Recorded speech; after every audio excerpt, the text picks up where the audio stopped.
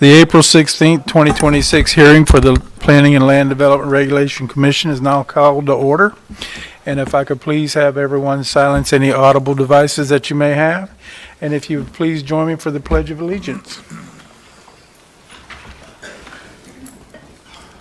I pledge allegiance to the flag of the United States of America and to the republic for which it stands, one nation, under God, indivisible, with liberty and justice for all.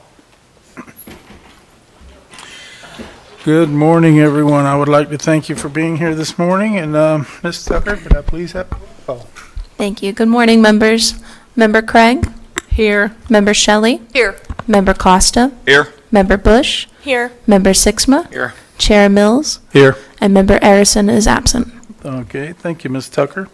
We do have minutes from the February 19th, 2026 meeting and March 19th, 2026 meeting. Any discussion on those minutes? You want to put them both together?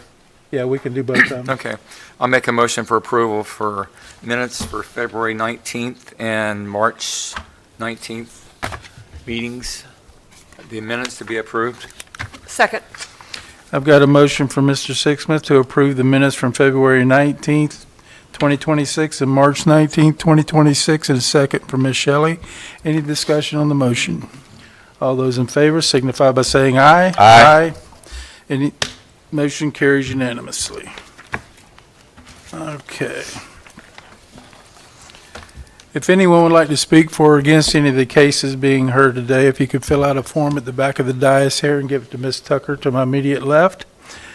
We will be limiting you to a 3-minute time limit. After the comments have been heard, I will give the applicant an opportunity to address any concerns the speakers have and answer any questions the commissioners may have.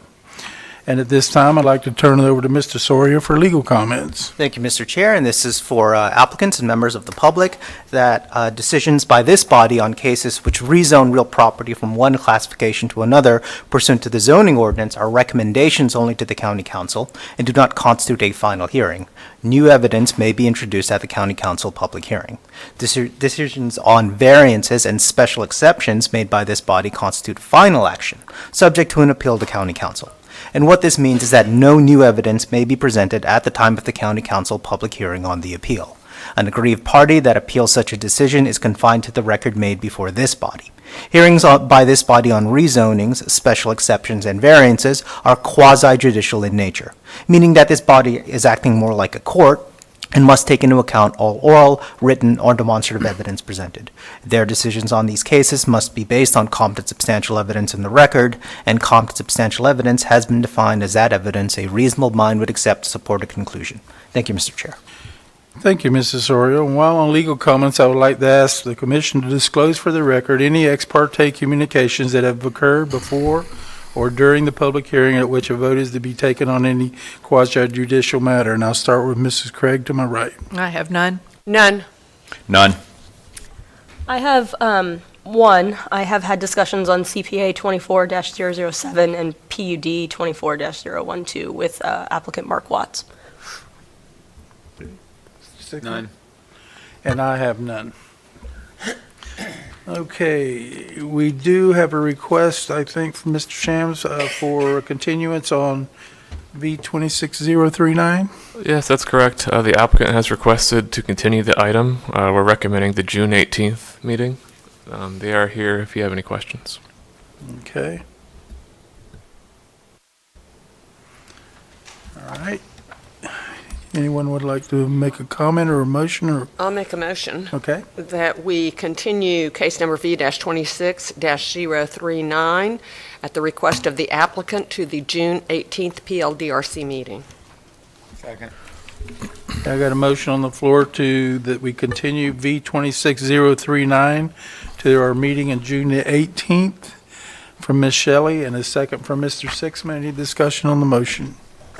All those in favor signify by saying aye. Aye. Motion carries unanimously.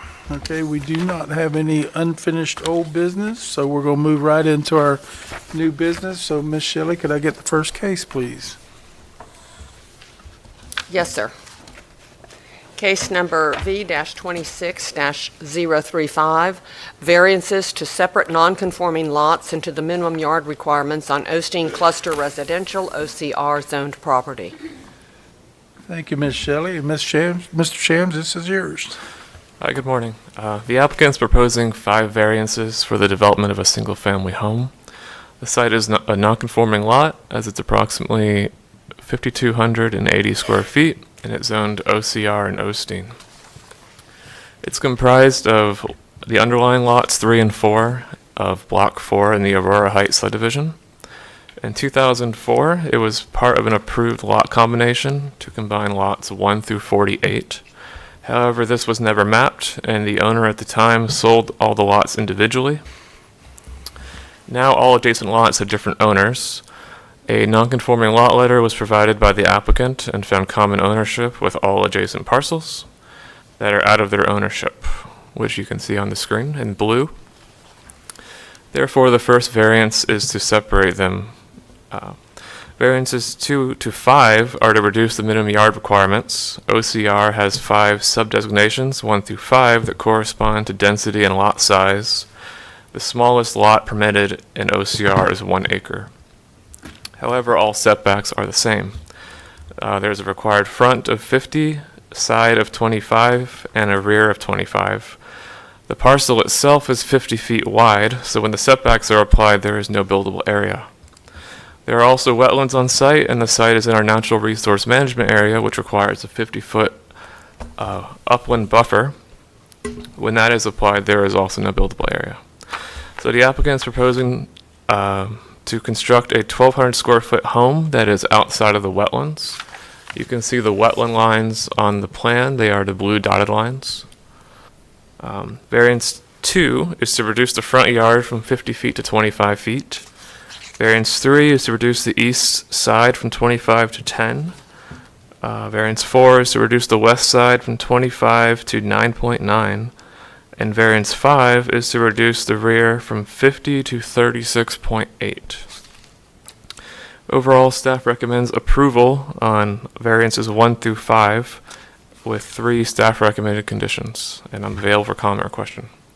Thank you, Mr. Shams. Any questions for staff? Hearing none, is the applicant present? You want to come forward, sir?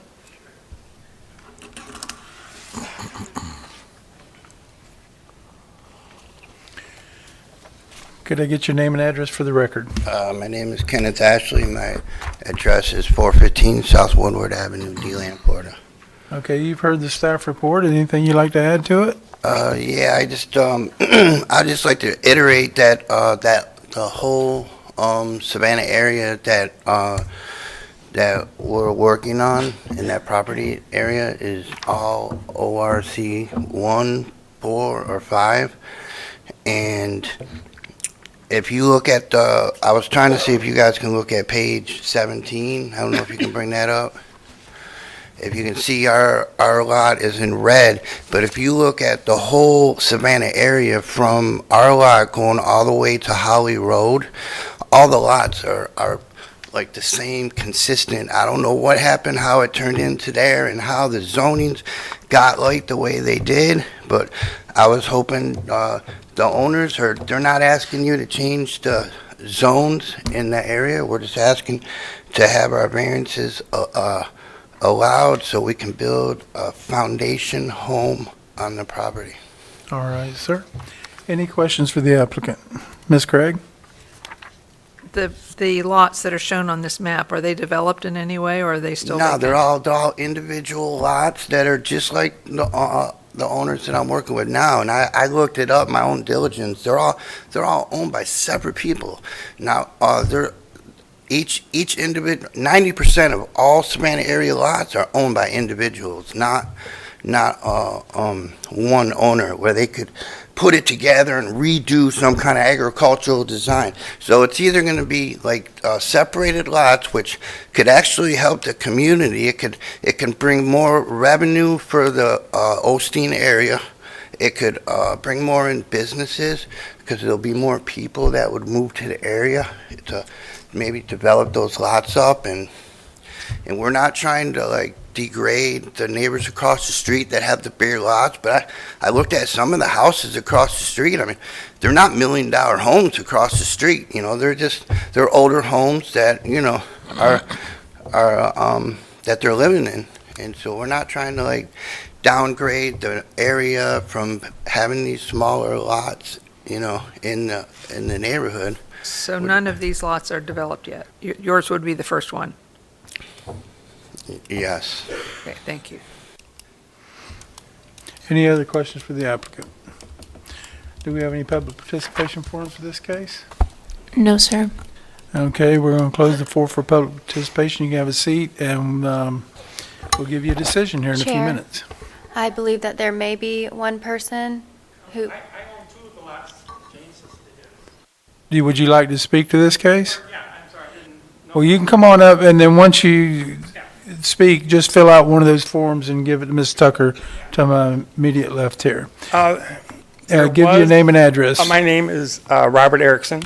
I live at 664 El Grove in Deltona. Okay. I own two of the lots, the one behind him, Mhm. which I'm willing to sell him, which would give him another 50 feet off the street. I also have the lot to the side of him, which would give him another 50 feet to the side. So I could triple the size of his lot, if that helps you with your decision. And that's fine. And the other thing is, yes, there was a house back in there. There was a house there some time ago. The house is completely rotted away. If you go back in there, you can see where the bathtub was and the toilet was. And there's a telephone pole where the electricity used to run to, but the lines have from time have fallen away. So the truth is, yes, there was one home back in there in the day. Okay. That's all. I just wanted to add that. All right. That's- Thank you, sir. Yes, sir, you can come give a rebuttal on that. Oh, here we go. Yeah, I always let the applicant come back and give a rebuttal. I just want to state, I appreciate any help that we get, but we have nothing to do with what's going on there. We don't want to buy any other lots. The owner's happy with the lot that he has for himself. He's not trying to entrepreneur any of these other lots that are out there in the Savannah area. We're just trying to focus just on our lot itself. Well, we're not here to force anyone to buy additional property. I just want to make it clear, I appreciate people's help, but I told everyone, just look, we're trying to just get one thing at a time here, and that's it. All right, I sir. appreciate it. All right, thank you. Anyone else?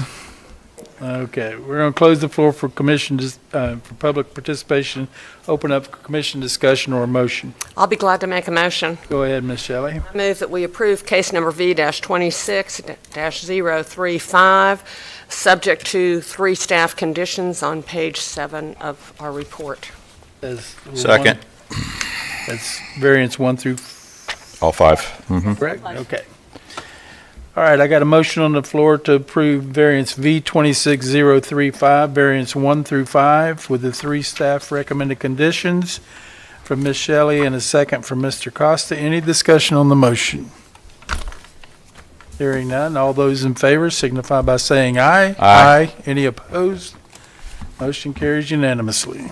All right. Ms. Shelley, could I get the next case, please?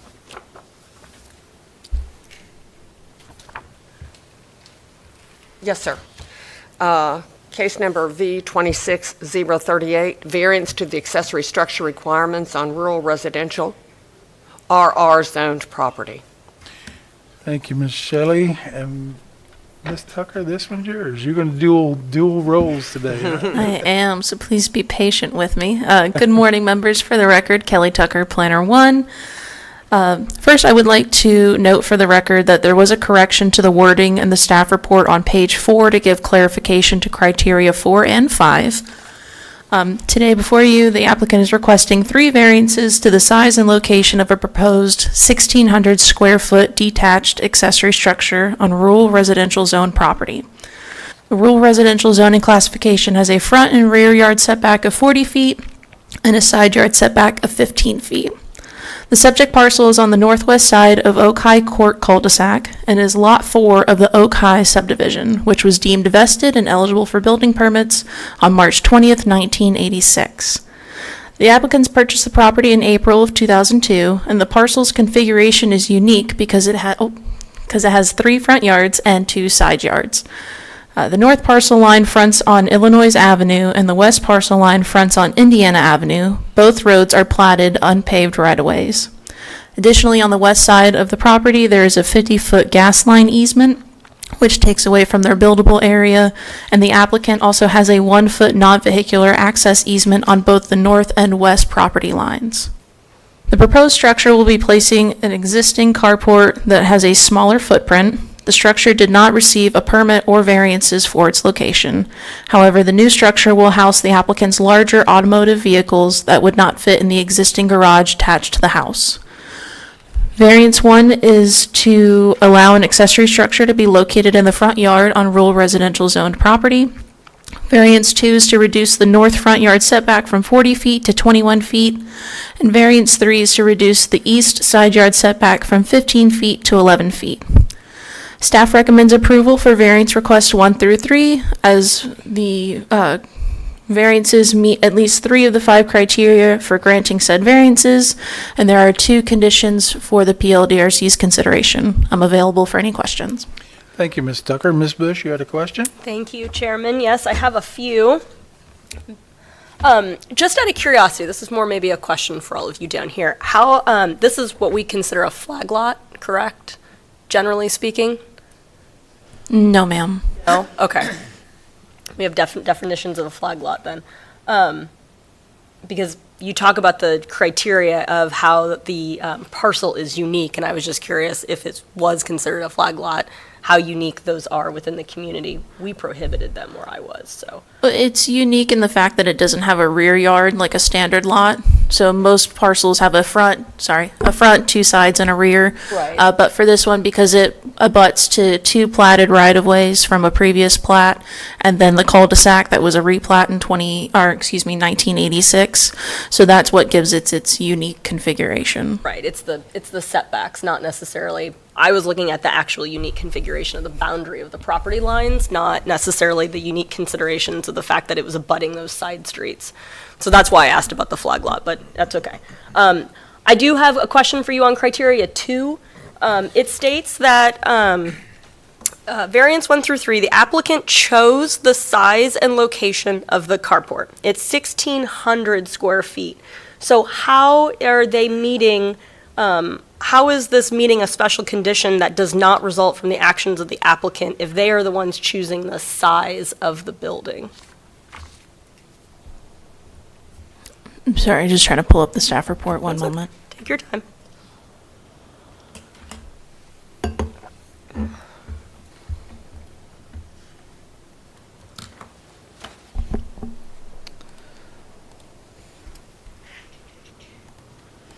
And to clarify, you said criteria 2? Yes, criteria 2.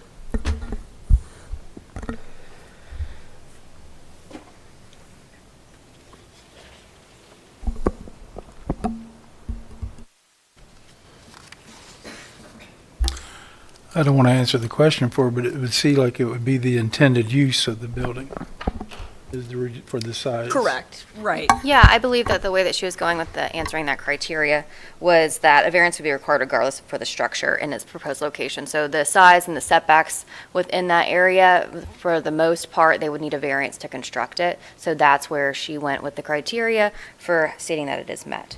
But if it was reduced to, maybe it doesn't have to park an RV, doesn't have to park a boat, right? That's the decisions of the applicant. So if it can be reduced, then because that's the intent of the applicant to use it for that use, but that's not what we're approving. We're approving the structure size, right? The dimension criteria.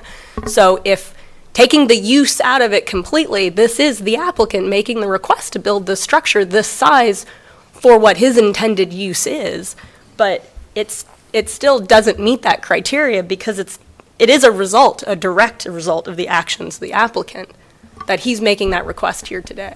Yes, if the commission believes that that criteria is different for how they analyze it, then you have the ability to recommend denial of the case. Thank you.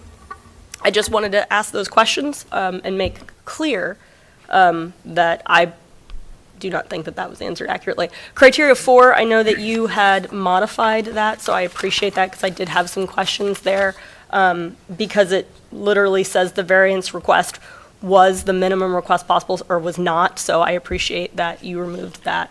And I still don't think it meets that criteria regardless, because again, they can make it smaller. That's my same justification for criteria 2. So I just want to make sure that those were accurately represented. Okay. Any other questions for staff? Hearing none, is the applicant present? Yes. Could I get you to come forward, sir? Could I get your name and address? James Keppel, 1415 Oak High Court. Okay, you've heard the staff report. Anything you'd like to add to that? No, I'd like to add it's not necessarily about the size of the structure, but the location of the structure, because to drive in that portion of the yard there, you got to go to right adjacent to the of the home and get past the HVAC equipment. So the practicality of arguing the size, I don't see really applicable, because it's the distance offset from the house to the right, and so it's about vehicular access. Okay. All right, any questions for the applicant? Okay, do we have any public participation forms for this case? No, sir. All right, sir, we're going to close the floor and give you an answer here in a few moments. We're going to close the floor for public participation, open up for commission discussion or a motion. I'll be glad to make a motion. Go ahead, Ms. Shelley. Move that we approve case number V-26-038, subject to the 2 staff conditions. Second. I got a motion on the floor to approve V-26-038 with the 2 staff conditions for variance 1 through 3 from Ms. Shelley, and a second from Mr. Costa. Any discussion on the motion? Hearing none, all those in favor signify by saying aye. Aye. Any opposed? Aye. Motion carries 5-1. 5-1 with Ms. Bush in dissent. Okay, Ms. Shelley, could I get the next case, please? Yes, sir. Case number V-26-041, a variance to the minimum yard requirements on urban single-family residential R9 zoned property. Thank you, Ms. Shelley. And Ms. Ray, is she here today? Are you taking this, Mr. Shams? Yes, I'm taking Kristen's Okay, cases. Mr. Shams. Kelly, move the slides.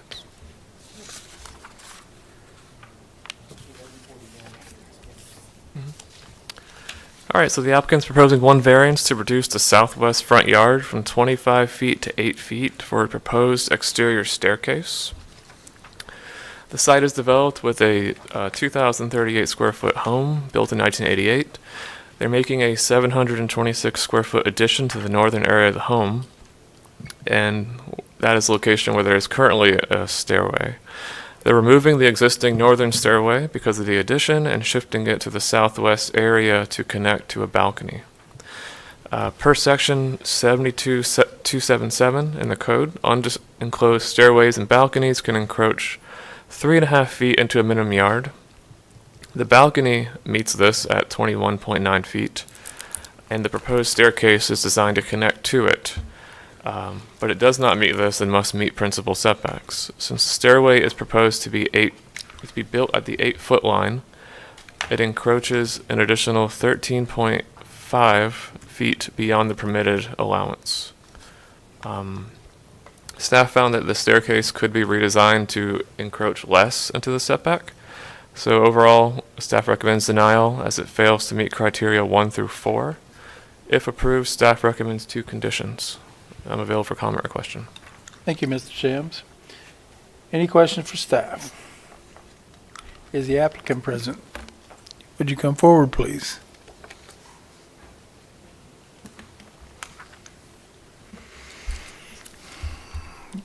If I could get your name and address for the record, please? Lisa Dangle, 6537 Ingram Road, New Smyrna Beach, Florida.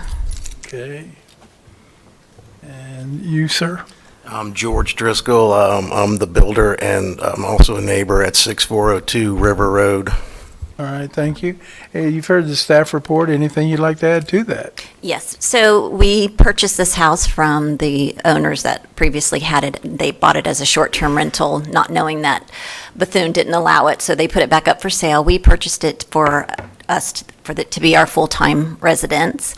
After we purchased it, my husband was diagnosed with pancreatic cancer, so we ended up really wanting to have some type of internal stairs to make it where you could go from the bottom to the top, staying inside, because currently when we purchased it, it was two separate homes. You could not get from the downstairs to the upstairs. So we did work with an architect, and the only way we could come up with internal stairs was to take the entire downstairs front room, and it would come up in the middle of our living room, and with that, so any which way you'd have to go, you'd have to walk around the staircase. So after working with him, we did external stairs and then decided that we could put another garage in front of those stairs, but that would be where the existing staircase is now. So by moving this, and if you look to see where the original staircase, that we just were shifting it from where it was onto the north side of the house into where it would be centered into where the new front doors would be. Okay. Do we have any questions for the applicant? Can I jump in there for a Go ahead. second? I want to point out, excuse me, I want to just address criteria 1 and 2. I guess that's 2 of the criteria that weren't met. If you look at the page 7, which shows what we propose, and the survey, you'll notice that the existing stairway and the new stairways, for the most part, are 1 foot difference. So we're asking to come out 1 foot from the existing original stairway and just basically flip to the other side of the driveway. That being said, choosing where we did the addition was obviously done because the garage was on the north side already. Putting the additional garage on the opposite side didn't make sense. From a building standpoint, you can't see in the topography, but the south side of the yard slopes up 7 feet. So one, you really couldn't do that type of addition on that side. And secondly, the spacing's different. You wouldn't have enough versus that setback on that side.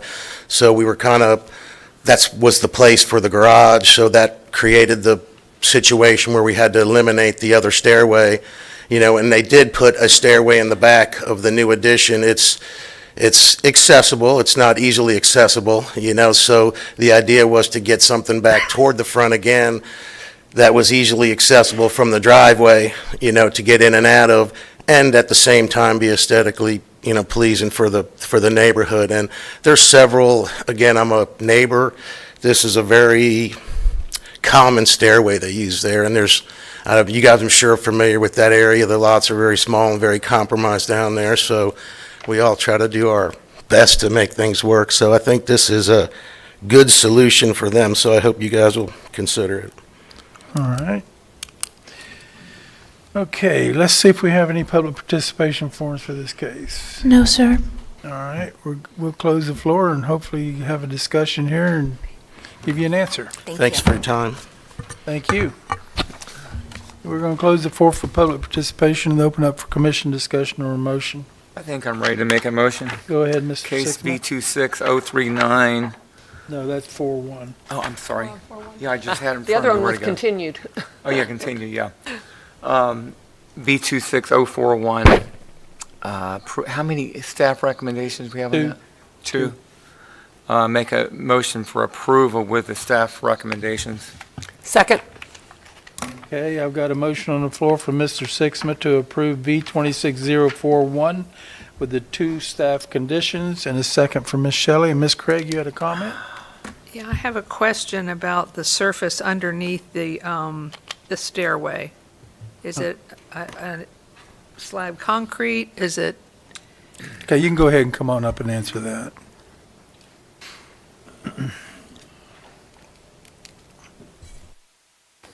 Under the existing porch will be what's there now, pavers and/or block. Anything under the stairway that sticks out will be a permeable rock or landscape or vegetation, no concrete or anything like that. Okay, any other comments? All right, all those in favor signify by saying aye. Aye. Any opposed? Motion carries unanimously. Okay, Ms. Shelley, could I get the next case, please? Yes, sir. Case number V-26-044, variances to the accessory structure requirements on urban single-family residential R4 zoned property. Thank you, Ms. Shelley. Ms. Tucker, this one's yours. Mr. Chair, I'd like to ask that we move this to the end of the meeting. The applicant is running late. Okay, we'll do that. Did I make a motion? Or do we- No, I don't think we need No, a no, motion no for that. motion. No, Okay. move it.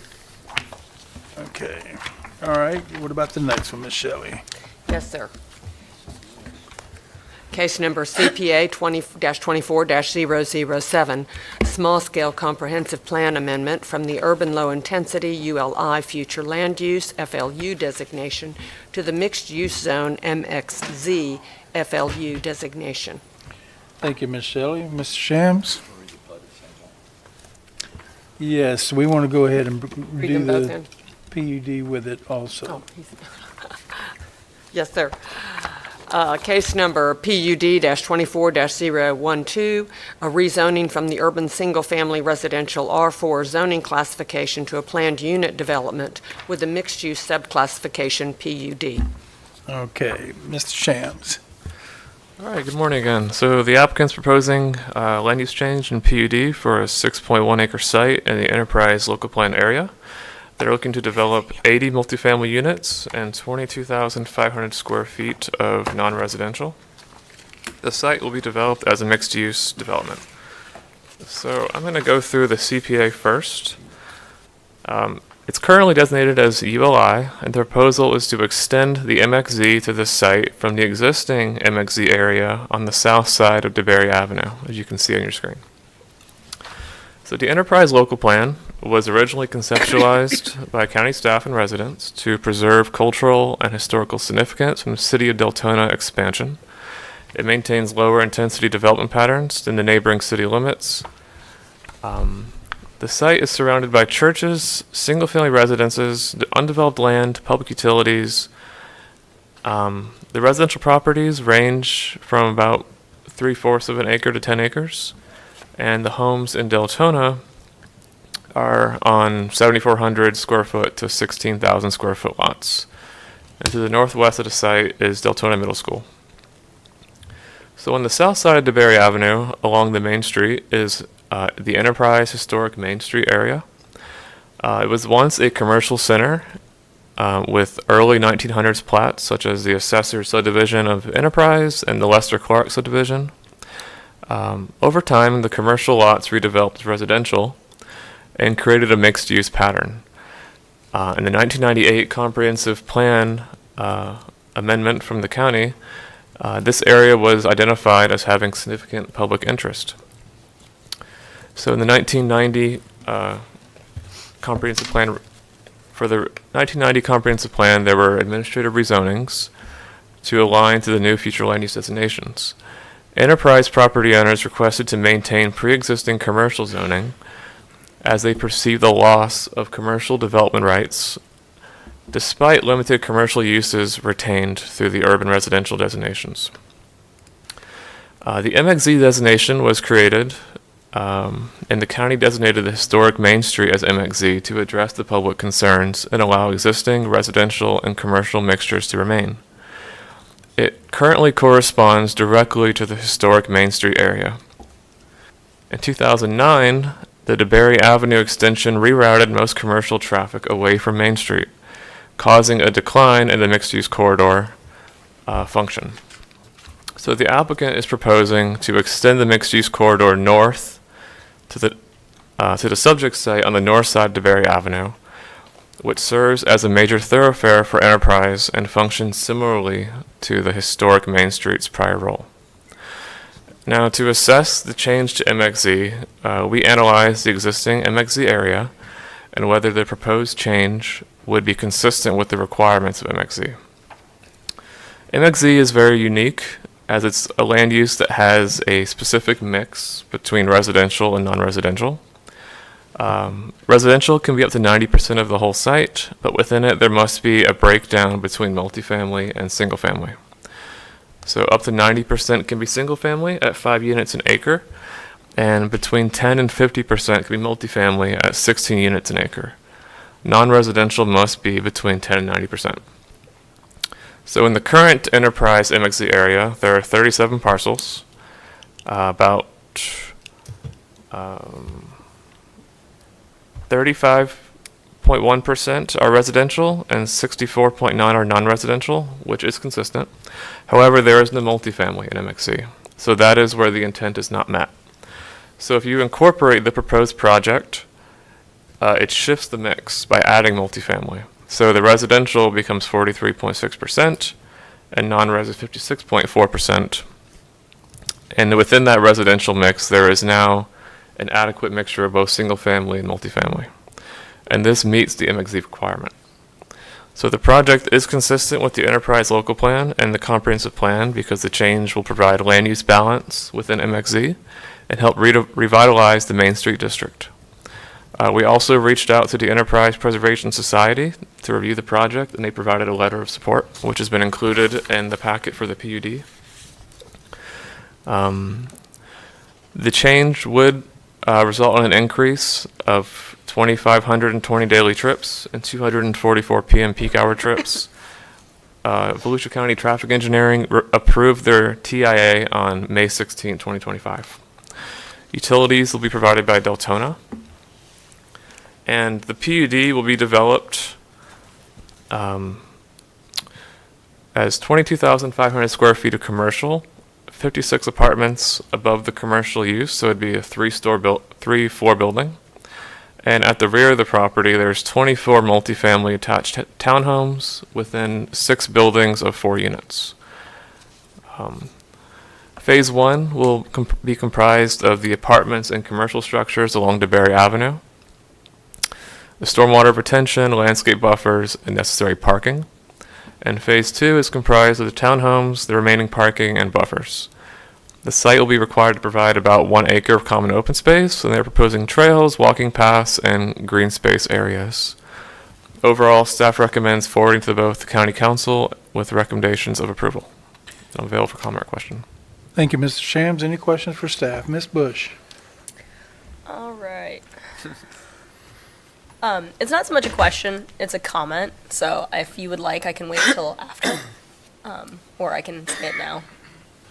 We can refer back if it's a comment, if you don't mind. Sure. Okay. All right. Any other questions for staff? Is the applicant present?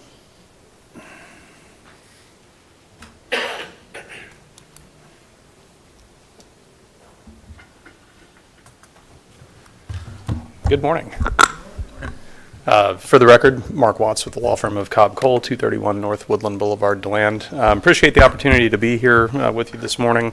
I like this project. We've had a good time with it. It's not been easy as we've worked through it, but just from a little bit of a perspective, we've been working on this for probably 4 or 5 years in a number of different iterations with different levels of detail and information. And varying conversations with folks in the community. So I want to thank staff for all the work that they've put into kind of arriving where we are. I want to thank the folks at the Enterprise Preservation Society as well, because we spent a lot of time down at the museum kind of going through various iterations of plans that they very much did not like. And then ultimately one that hopefully by the end of the presentation here you'll see that they really do think it accomplishes the vision of what the local plan was originally intended to do. Also have Bert Pasquale with me. He's the project engineer and one of the partners in the development of the proposed Enterprise Village Square PUD. So let me walk you through it.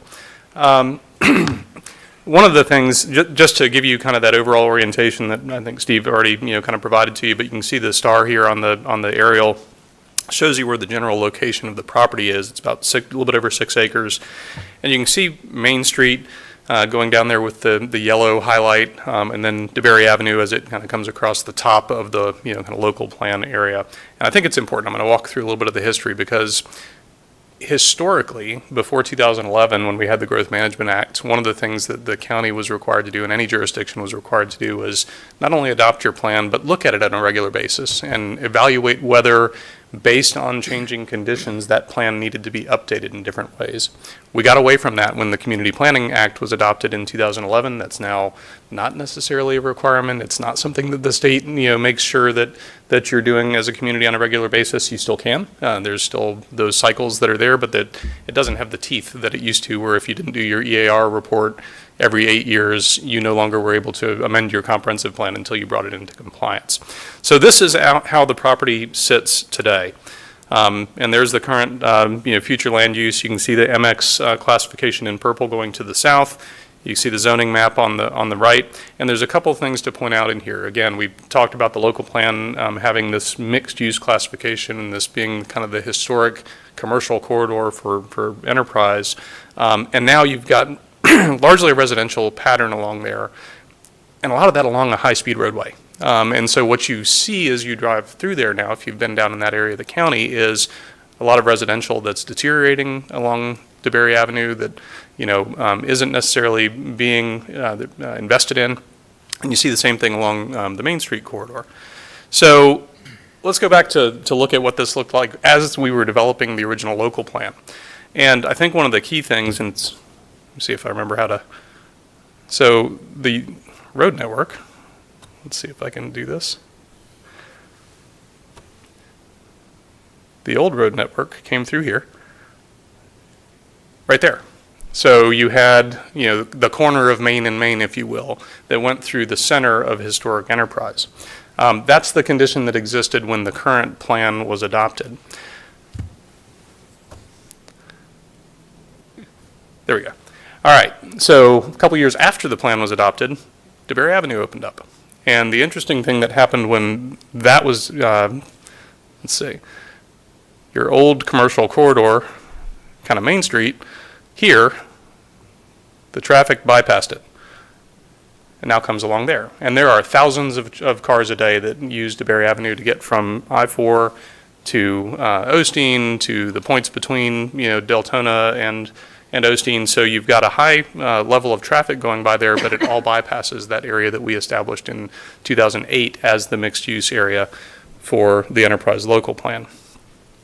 So, as we started talking with staff, again, here's what you see with the present day. As we started talking with staff, and the folks in the area, we looked at, kind of the elements of the existing plan. And one of the interesting parts, there are some historic assets in there. You've got the museum, you've got the Florida United Methodist Children's Home down on the south end of the Main Street corridor. But by and large, a lot of the older historic structures and historic areas have been removed over the years. You've got a lot of vacant area along Main Street. And so given that, when the plan was put together, you see the design standards along Main Street that we included here.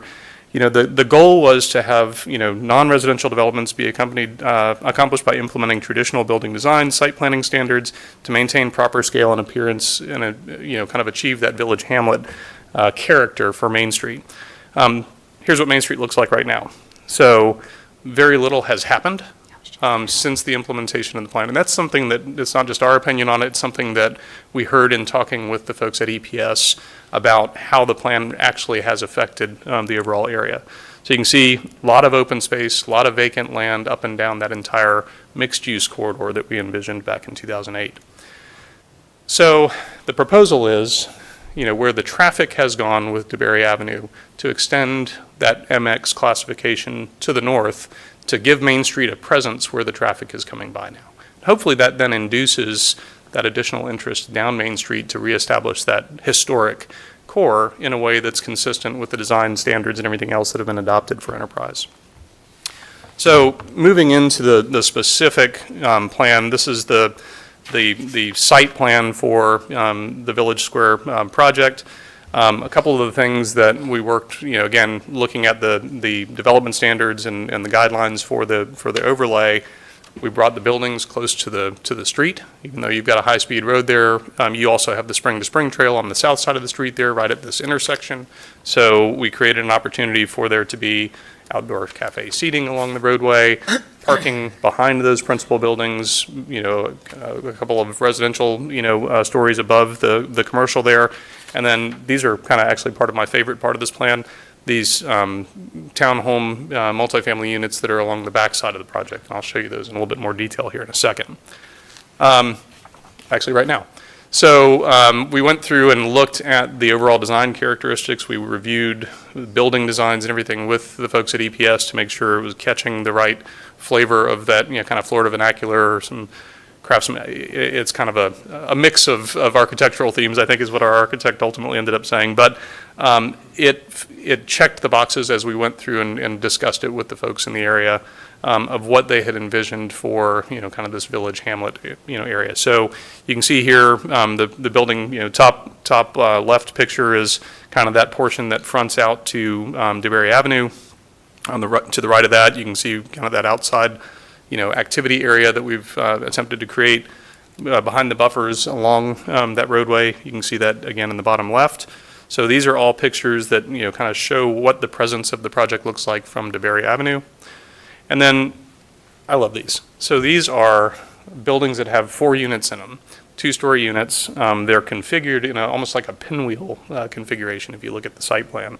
So they kind of nest into each other, and each has this, kind of, I'm just going to highlight it because I like it, these open courtyard areas that are associated with the front entrance into each of the units. So you've got this kind of public-private space that you come into the unit through to get into where your townhome unit is. So I think that, Bert and his team have done a very nice job, I think, of designing this. So, let me get that to clear. There we go. As a result, and we probably had 12 to 18 months of time where we, had meetings and went back and erased, the Aldi footprint or something else that was there in some of the original, kind of plan iterations. This is the letter we received from the Enterprise Preservation Society. They support it. They support that this is consistent with the implementation of the vision, that was originally kind of established through the local plan, but is updated to reflect what's happened with the infrastructure in the area and the traffic patterns that run through that area. So staff has given you, I think, a very thorough report. You've got the materials, including our traffic analysis and all the technical analysis that supports the recommendations of approval, both for the comp plan and for the rezoning. I'll pause here and see if you've got any questions for me. Okay, any question, Ms. Bush? I do have a question, and it's on the PUD, so is that? Sure. I can ask those questions? Okay. Sure. First off, I just thank you for a wonderful traffic impact analysis. I appreciate using the 6th edition. I got on a project last time that used the 5th edition, and I did not appreciate that, so thank you for Chris using... Walsh always does a great job. Yes, he does. But it's still overparked based on your calculations, so why do you want to overpark it? We don't know the flex, what the ultimate commercial uses will be. Right. So there could be higher demands. When you're dealing with a mixed-use project like this, you're banking on kind of that dual use of the Right. parking spaces between the residential and the commercial. Here, we're hedging a little bit, and since we've got it internally, it made sense. And one of the things that I think, even though we probably have more parking than we would otherwise need, we're below the county's requirements. So that's part of what we're asking for to waive during or with the PD. But we've also laid this out so that if you look at the overall site plan, those are the actual existing trees on the site too. So we've tried to kind of work this whole project in and around a lot of the existing stands of oaks that are on the property. But from a parking standpoint, it's behind the buildings. We're lowering it some. We probably could lower it more, but we're trying to hedge a little bit. No, I understand. I just, these residents, these are their amenities, right? They're going to have to get in a car or walk or bike down DeBerry Avenue, which is not other than having that trail on the south side of the facility, it's not really, community oriented, right? It kind of sticks out from where it is within Enterprise and within other residential, quieter. So from that standpoint, that's why I'm asking if maybe you could shift some of the parking to amenities to support the residents that live there, support the homier uses that you're trying to encourage within that mixed-use development. If I may, just to clarify that point, based on our parking requirements, we in the structures they have, they would need 219 spaces, and they're proposing 199. I'm aware. So they are requesting less than what we would require. So I just want to make sure that's I'm stated. very well aware. I think your point is that the parking study that we provided shows we could go lower. Correct. Right. By like almost 30 spaces. And that's pretty significant. I mean, that's a lot of asphalt that you're putting down. That's a lot of stormwater that now you have to perk off into a pond. Right. That now people are going to do laps around, right? So I'm just trying to throw struck- that out there. If yeah, this is. We tried to strike a happy medium. Now, one of the things that we did from an amenity standpoint, if you look at how the site's laid down, we do have, kind of this area off to kind of the northwest corner that we're envisioning having a trail that goes around that area as well. That's also where an existing stand of oaks is. So we think that'll become kind of a nice dog walk area for the residents. We've got this tree park that's in the middle of the two mixed-use buildings. That's an existing oak that we're preserving there, so that's going to be a little bit of a pocket park there. And also, just from the standpoint of resident amenities, the commercial, the commercial and the cafes and those types of things also become some of the resident amenities. Yeah, absolutely. So, but that was just. but your point's well taken. Yeah, I have to. You know what I do for a living, so Yeah. I have to. Well, and it's interesting because other jurisdictions I fight about right? reducing parking. Exactly. In downtowns just like this one. Exactly. Yeah. Yeah. It's like, oh, this is what we want. We have comp plan policies that say to reduce urban sprawl, but yet the development regulations say that you have to overpark something that, based on updated ITE generations, you don't have to. Right. And parking doesn't generate any economic benefit for anybody. It's just hot. We have to do stormwater. It's just, anyway, I'm very anti-parking spaces. Yep. So, Understood. anytime that you have the opportunity to remove them and build amenities that the community really wants, Agreed. put water back in the ground, keep the urban heat island effect off of it, we need to do that, and we need to incentivize that. So I appreciate what you did. My question on the PUD, though, I do have a couple questions on the uses that you've listed. And I was curious, are those uses pulled from the commercial uses and popped in? Okay. Can we strike through a few that I don't feel comfortable with, like nightclubs? I don't think the residents would want their building popping at 2 a.m. Yeah.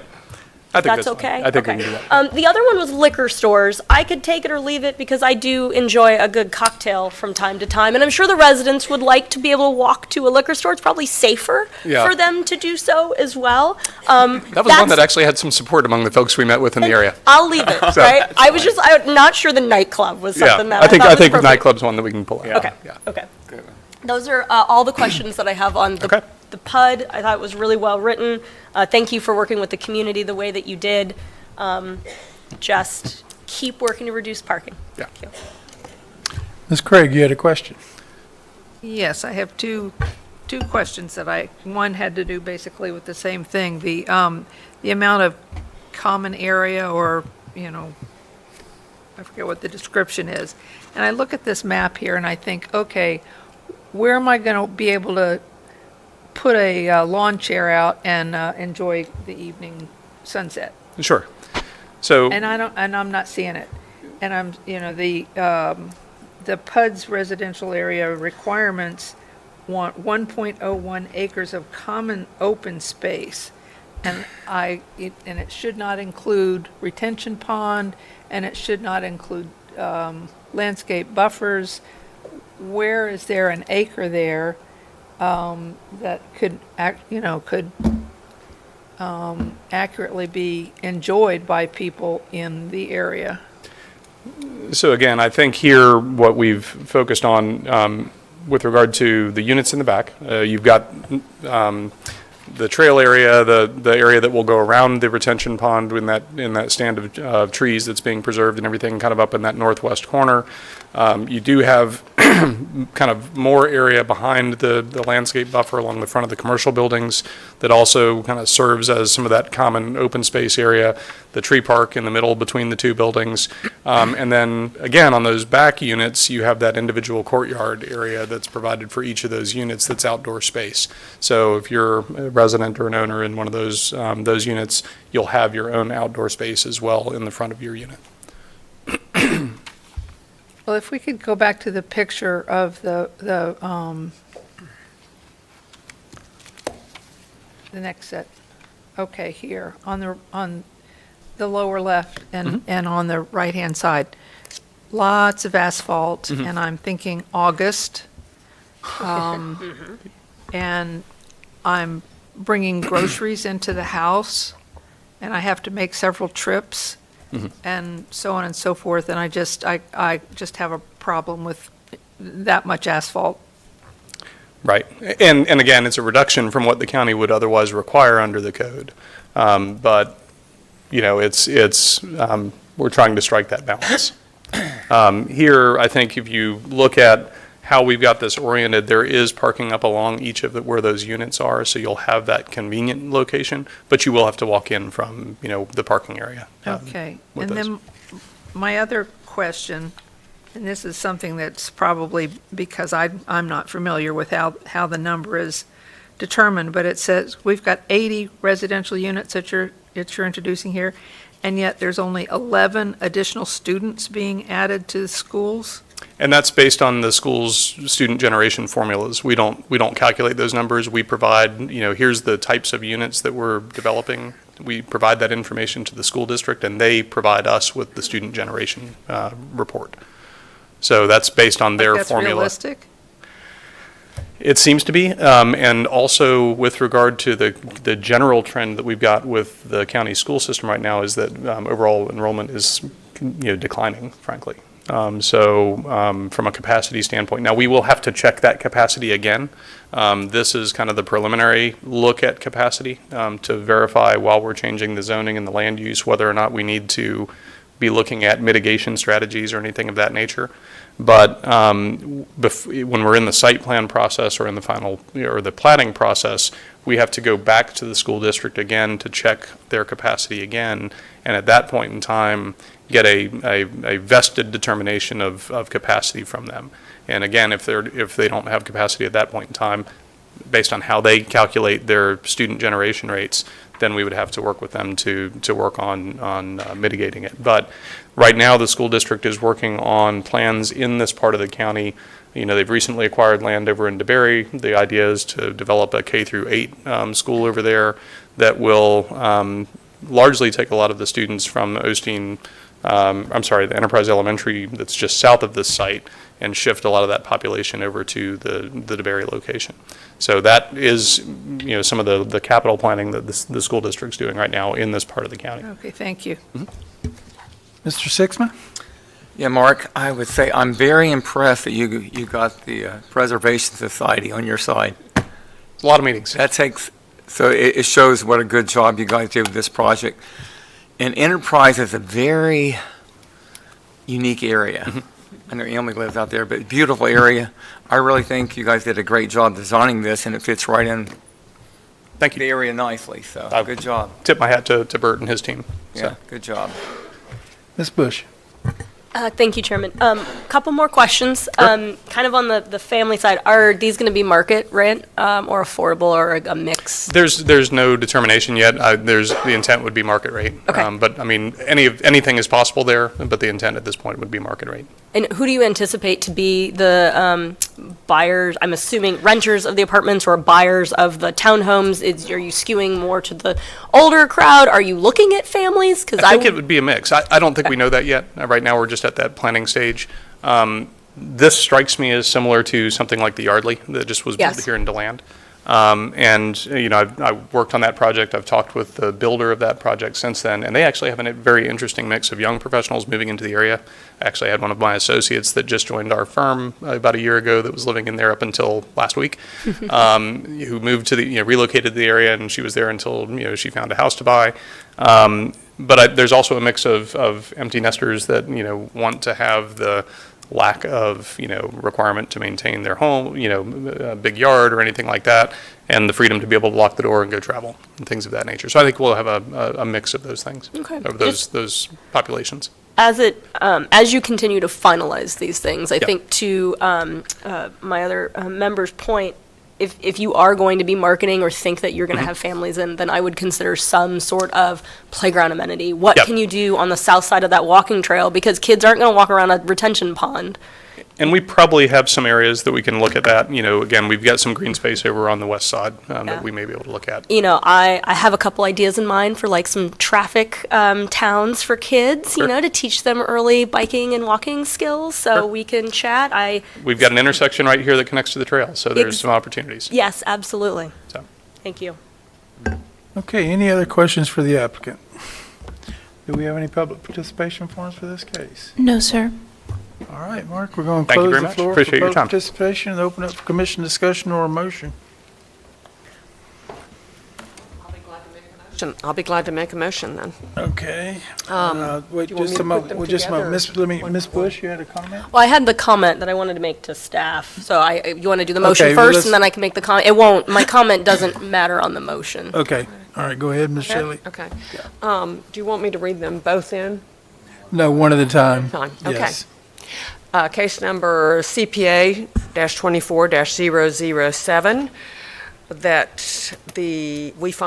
we recommend that we find the future land use amendment consistent with the comp plan and forward the application case to the county council with a recommendation of approval to submit to the Department of Commerce for expedited state review and to the Volusia Growth Management Commission for certification. Second. That's a lot of reading there, Edith. Thank you. I'm a good reader. You're very good. Thank you. Okay, I've got a motion on the floor to approve CPA 24007 and find the future land use amendment consistent with the comprehensive plan and forward the application, case number CPA 24007 to the county council for recommendation of approval to submit to the Department of Commerce for expedited state review and to the Volusia County Growth Management Commission for certification, and a second from Mr. Sixma. Any discussion on the motion? Ms. Bush? Yes, thank you. For the record, I haven't been on record saying this. I've been on the public side saying this. Mr. Shams know this. I absolutely hate the mix requirement. It is so challenging for you all to have to math, right? Do the math, make it work. And it is so not transparent to the public. If I owned a property in Enterprise and I wanted to develop it or put a single family home on it, I've got to go ask Steven to do a whole bunch of convoluted math to figure out if I can even do that. And then what if somebody else has several other projects in the pipeline that messes up with that math? And now 6 months earlier, I was told that I could do one thing, and 6 months later, now I can't. So I think that the county needs to absolutely immediately remove that mix requirement and call it something like mixed-use commercial and having residential supportive, without maybe having the mixed requirement, and/or mixed-use residential, having the residential be dominant and the commercial be supportive. That's what we did in our city, and we were able to get, it was transparent to the developer that was coming in. We were able to fast-track a lot of these projects because this is the development that we want. The comp plan has it written this way. I know the land development regulations have not caught up yet. That's very common in most communities, but we cannot require this to take several years, and I understand why. But if we want this type of growth and development, we have to incentivize it, and we have to do it sooner than what we're doing now. So I say remove the mix. It is not transparent for the public, and we absolutely need to be transparent in times like these because our resources are very limited. So I would love to make a recommendation for staff to revisit what that mix looks like and move to remove that mix requirement or separate those specifically. I don't think that that's going to come under Senate Bill 180 because we're not changing anything. You're just parsing it out, essentially. But those are my comments. I hate the mix. It's really challenging for all of us to understand what it is that's going to go there, and we have to do this dance every time, and it's not fair. But how do you feel? I love her. Quite good now. Thank you. I was able to get it off my chest, so I appreciate that.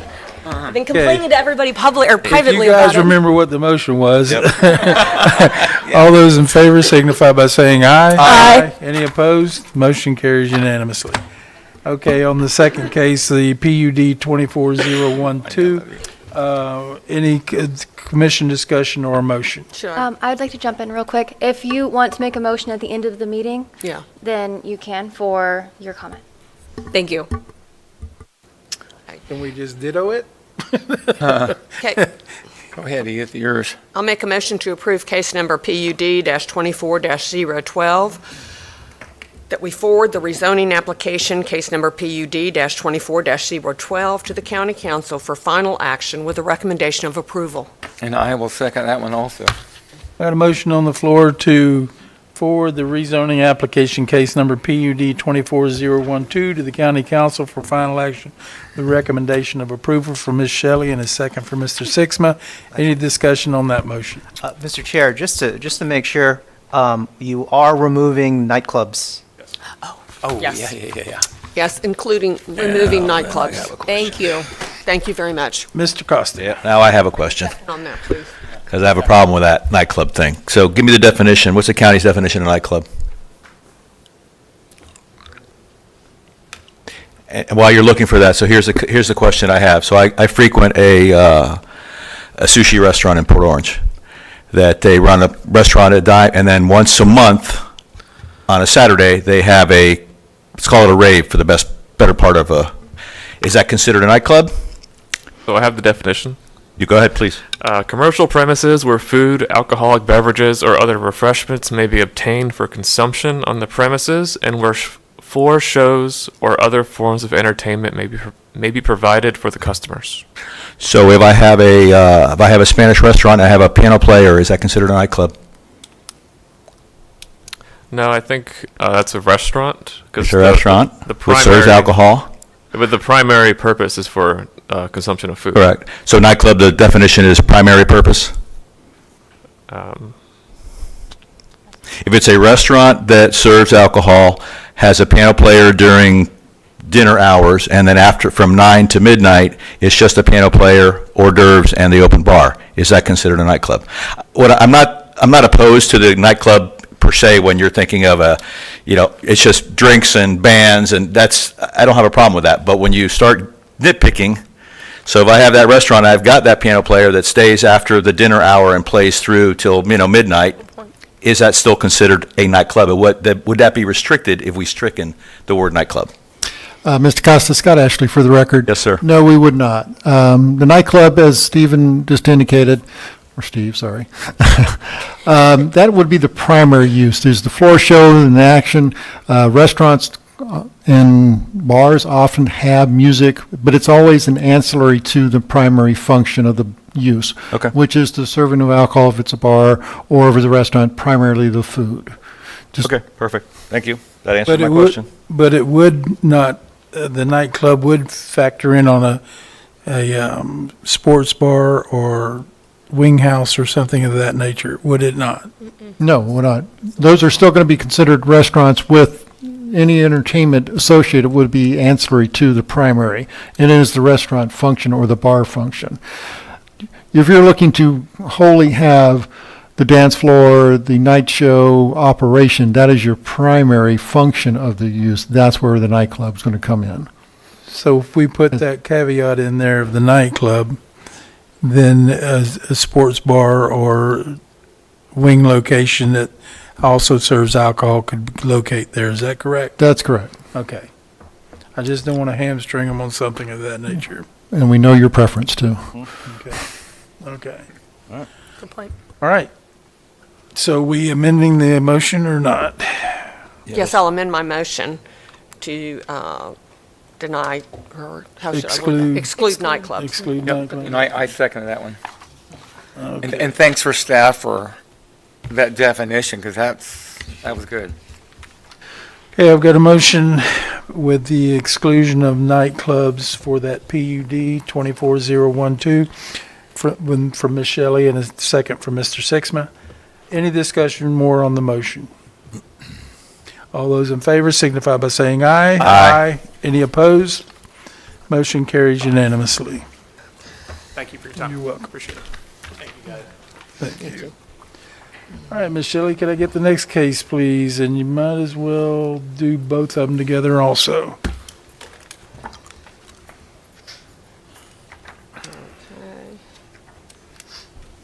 Got it, okay. Case number CPA-25-007, Scale Comprehensive Plan Amendment from the Urban Medium Intensity UMI Future Land Use FLU designation to the Commercial COM FLU designation. And separately, or read them both in? Read them both in. All right. Because they're companion. Yes, sir. Case number PUD-25-006, a rezoning from the urban single-family residential zoning classification to a planned unit development with a business subclassification, PUD. Thank you. And Mr. Shams, this one's yours also. Hi, good morning. The applicant is proposing a land use change in PUD rezoning for a 2.34 acre site for RV and boat storage.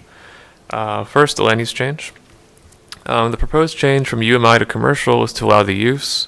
UMI is, it's more synonymous with neighborhood business areas, which are less intense. The RV boat storage is considered a more intense commercial use by our code. So the surrounding area along US 92 is developed with similar uses, which include bus storage, contractor shop, and equipment yard with flex office. When assessing trip generation, the maximum use between UMI and commercial is a convenience store, so by that definition, there is no change in trip generation. The utilities will be provided by Daytona Beach. And for the PUD, the site is within the High Ridge Neighborhood Local Plan, which requires a PUD for rezonings. The site is not proposing any buildings, just vehicle storage and parking. The permitted uses include car, boat, mobile home, motorcycle, RV storage, and flex office. There's 2 access points, the primary being on US 92, and the secondary emergency access being on Old DeLand Road. There's no structures, and it includes landscape buffering. The current R2 zoning can be developed with 8 homes based on the size of the site. This could produce 80 daily trips in AM/PM peak hour. The applicant provided a trip generation memo for their proposed use and found that it would generate 10 daily trips in 1 PM peak hour, which is an overall reduction. The corridor itself has been transitioning towards more commercial, so the proposed use is consistent with surrounding properties. Overall, staff recommends forwarding both applications to the County Council with a recommendation of approval, and will avail for comment or question. Any questions for staff? Ms. Bush? Thank you, Vice Chairman. What are all the urban sprawl requirements? They weren't listed out. It was just the ones that I believe staff felt that they met. But I would love if you could list all of them out, because it only met 4 of the 8 criteria, and I want to know what the other 4 are. Okay, if you give me 1 second, I'll pull them Sure, up. thank you.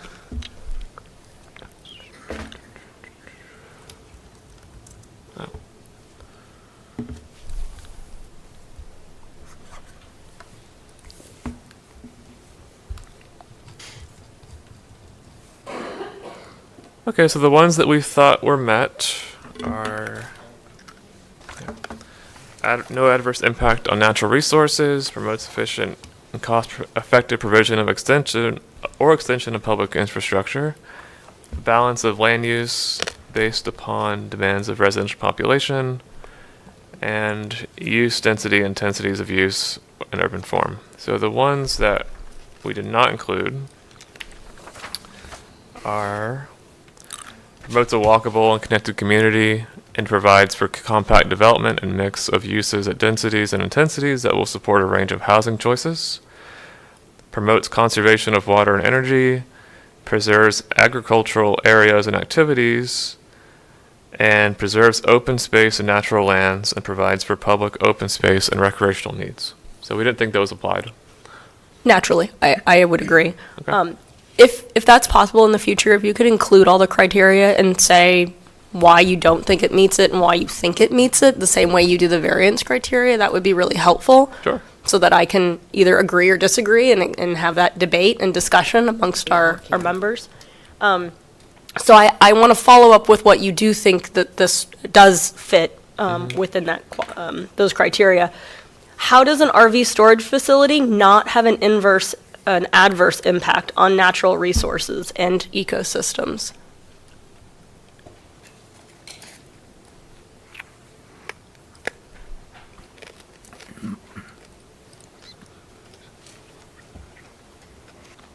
Well, I believe that they are providing the required 15% tree preservation area for the site, and so for our code requirements for what they would have to meet for environmental impact, they would be meeting it.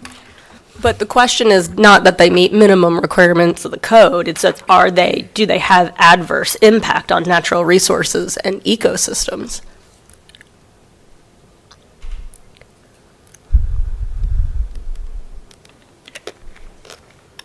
Yeah, there's no wetlands on the property or any floodplain, so impact to natural resources if they're meeting requirements for the preservation. There are no other items that we would typically look at from the comp plan for this specific area that would say that it does have an adverse impact. So it goes back to, depends on what you are considering an adverse impact and what you are considering those environmental items to be.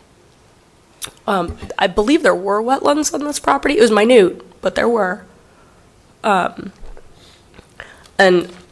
I agree, there's probably a difference of opinion of what adverse impacts on the natural resources and ecosystems are, but I think that is that's the responsibility of staff and the applicant to bring that to us, to explain that they do not have adverse impacts on the natural environment and the ecosystems, and let us make that determination based on what we feel is reasonable and makes that determination. And I guess I continue.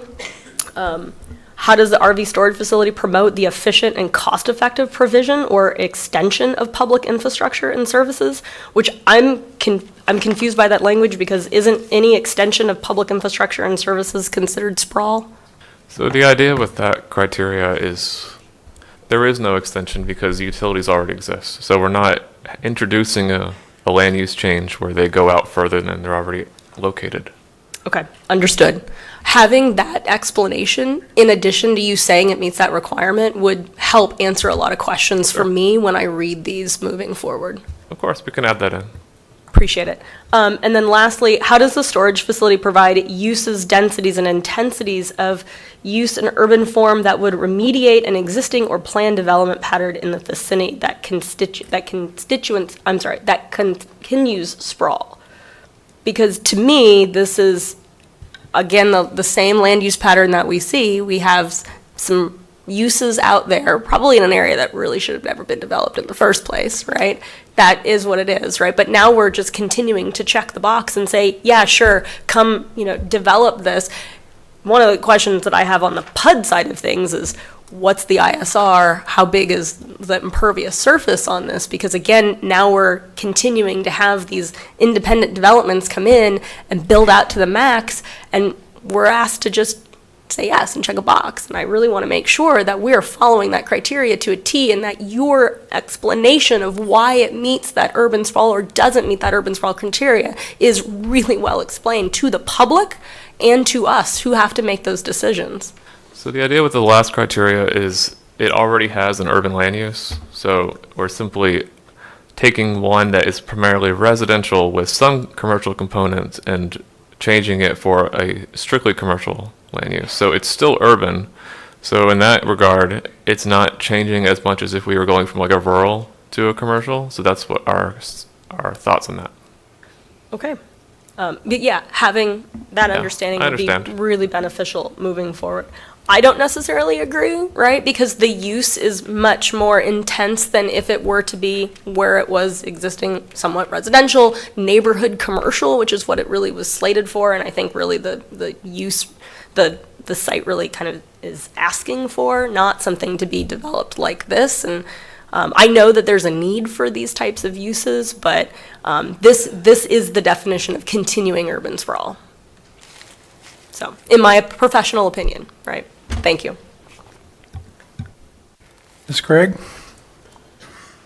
Yeah, my question is sort of related along that same line. Is there a plan for this area being surfaced where the storage is going to take place? Are they going to go in and completely cover it with an impervious material?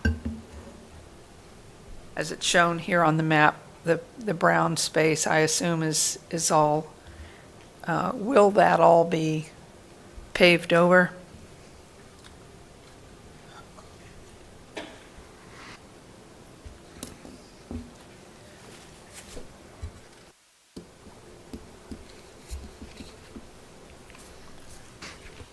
So I believe that they're proposing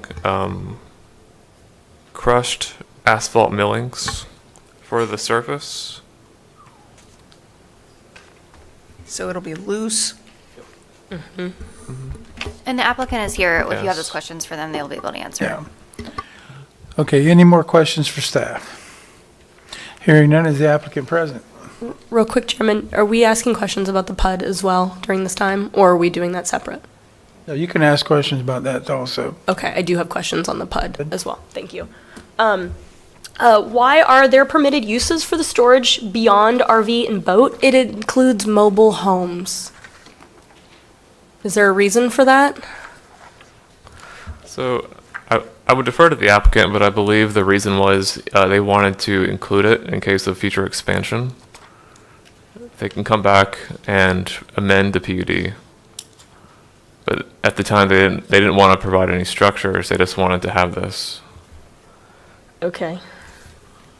And depending upon what the applicant states, you know, it's no different than the nightclubs we took out of the last PUD. You can always look at that. So let's let the applicant make his presentation, and we'll go from there on questions of that nature. Okay? Okay.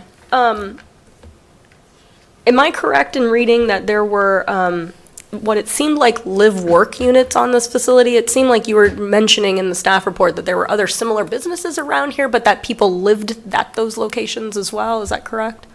Oh, you're talking about manager-occupied units? Yes. Yes. Okay. And that's not taking place here, correct? No, and just to clarify the last point, that's just the storage of vehicles. It's not to live in. I saw Mobile home. Yeah. Yeah. Yeah, Mobile I home. understood. Yeah. Okay. Okay. I have other comments and I will wait on those. Okay, is the applicant present? Good morning. Could I get your name and address for the record? Sure. Steve Buswell with Parker Mitchenberg and Associates. I'm the engineer of record and kind of representing the Storm LLC as the owner. Okay. I guess the first question Ms. Craigie had, we are required to have an improved surface. We can't just have shell or grass. So we're required to kind of meet the LDC when we come in for final site plan.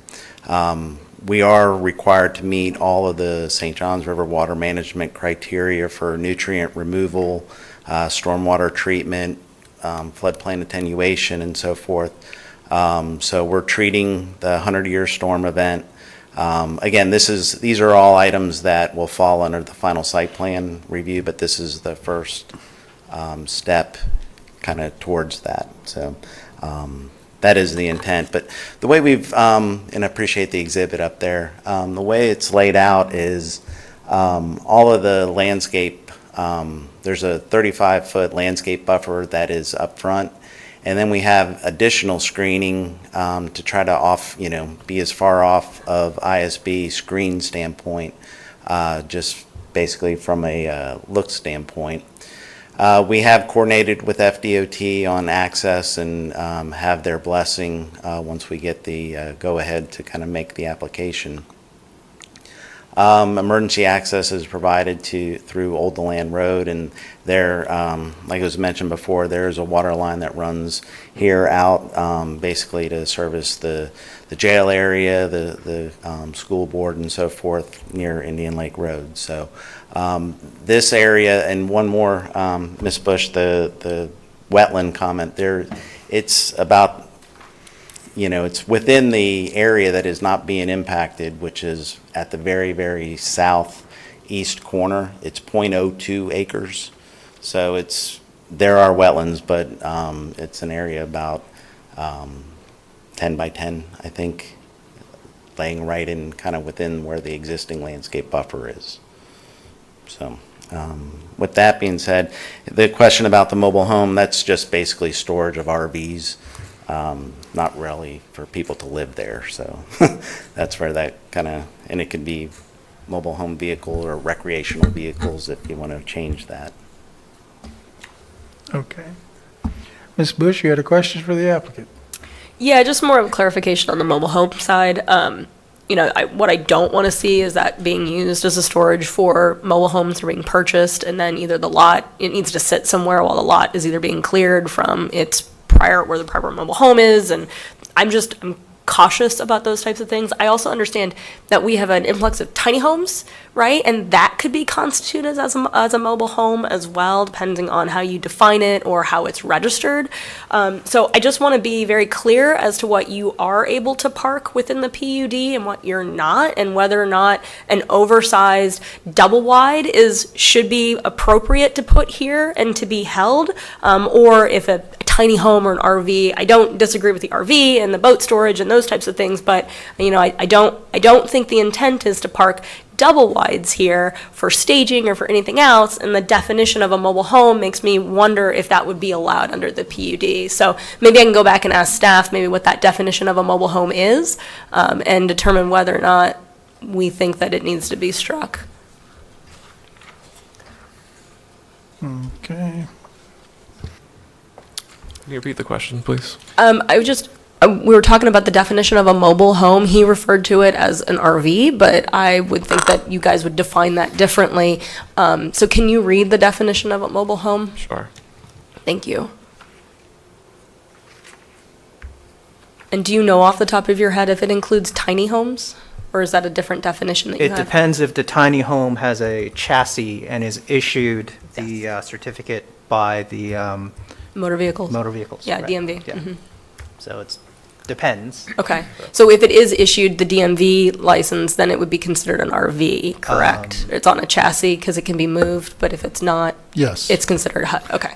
It is a vehicle. Yeah, okay. Mobile home is a HUD structure. There's a distinction in our code for the difference between, in our code, it's a mobile recreational vehicle and shelter, and we break it down to the various types of recreational vehicles, from a fifth wheel to a camper trailer and so forth. So they're not the same. And if you're concerned about it, and I think another thing you should look at, and I'll just jump in, is the listed use. Since it is presented, and my understanding, staff, that it's strictly for storage, then we need to also look at the language in the use and strike the term sales and rental. Yep. It was strictly intended to be a storage site. There are other, there's at least another, probably within less than a mile, site that we did several years ago, the PUD. It's the same thing. We've got actually two PUDs, we're back to back, next to the old restaurant site that do vehicle storage. It's an open area. You're here to see the PUD because of the High Ridge Neighborhood Plan dictates if you're going to make changes for a commercial, it has to be done as a PUD. Part of that is to look at how we can look at minimizing impacts on adjacent properties and fitting them in collectively with the overall area. This has been an urban area of commercial residential development. Across the street is your urban single-family zone, if you will.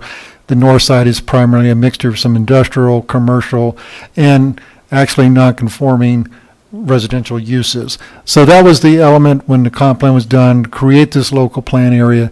Because of the mixture, and the PUD process was trying to make sure we can fit it in without going straight zoning, where you'd have a whole list of uses, but the PUD allows you to narrow focus the use to fit in with the neighborhood.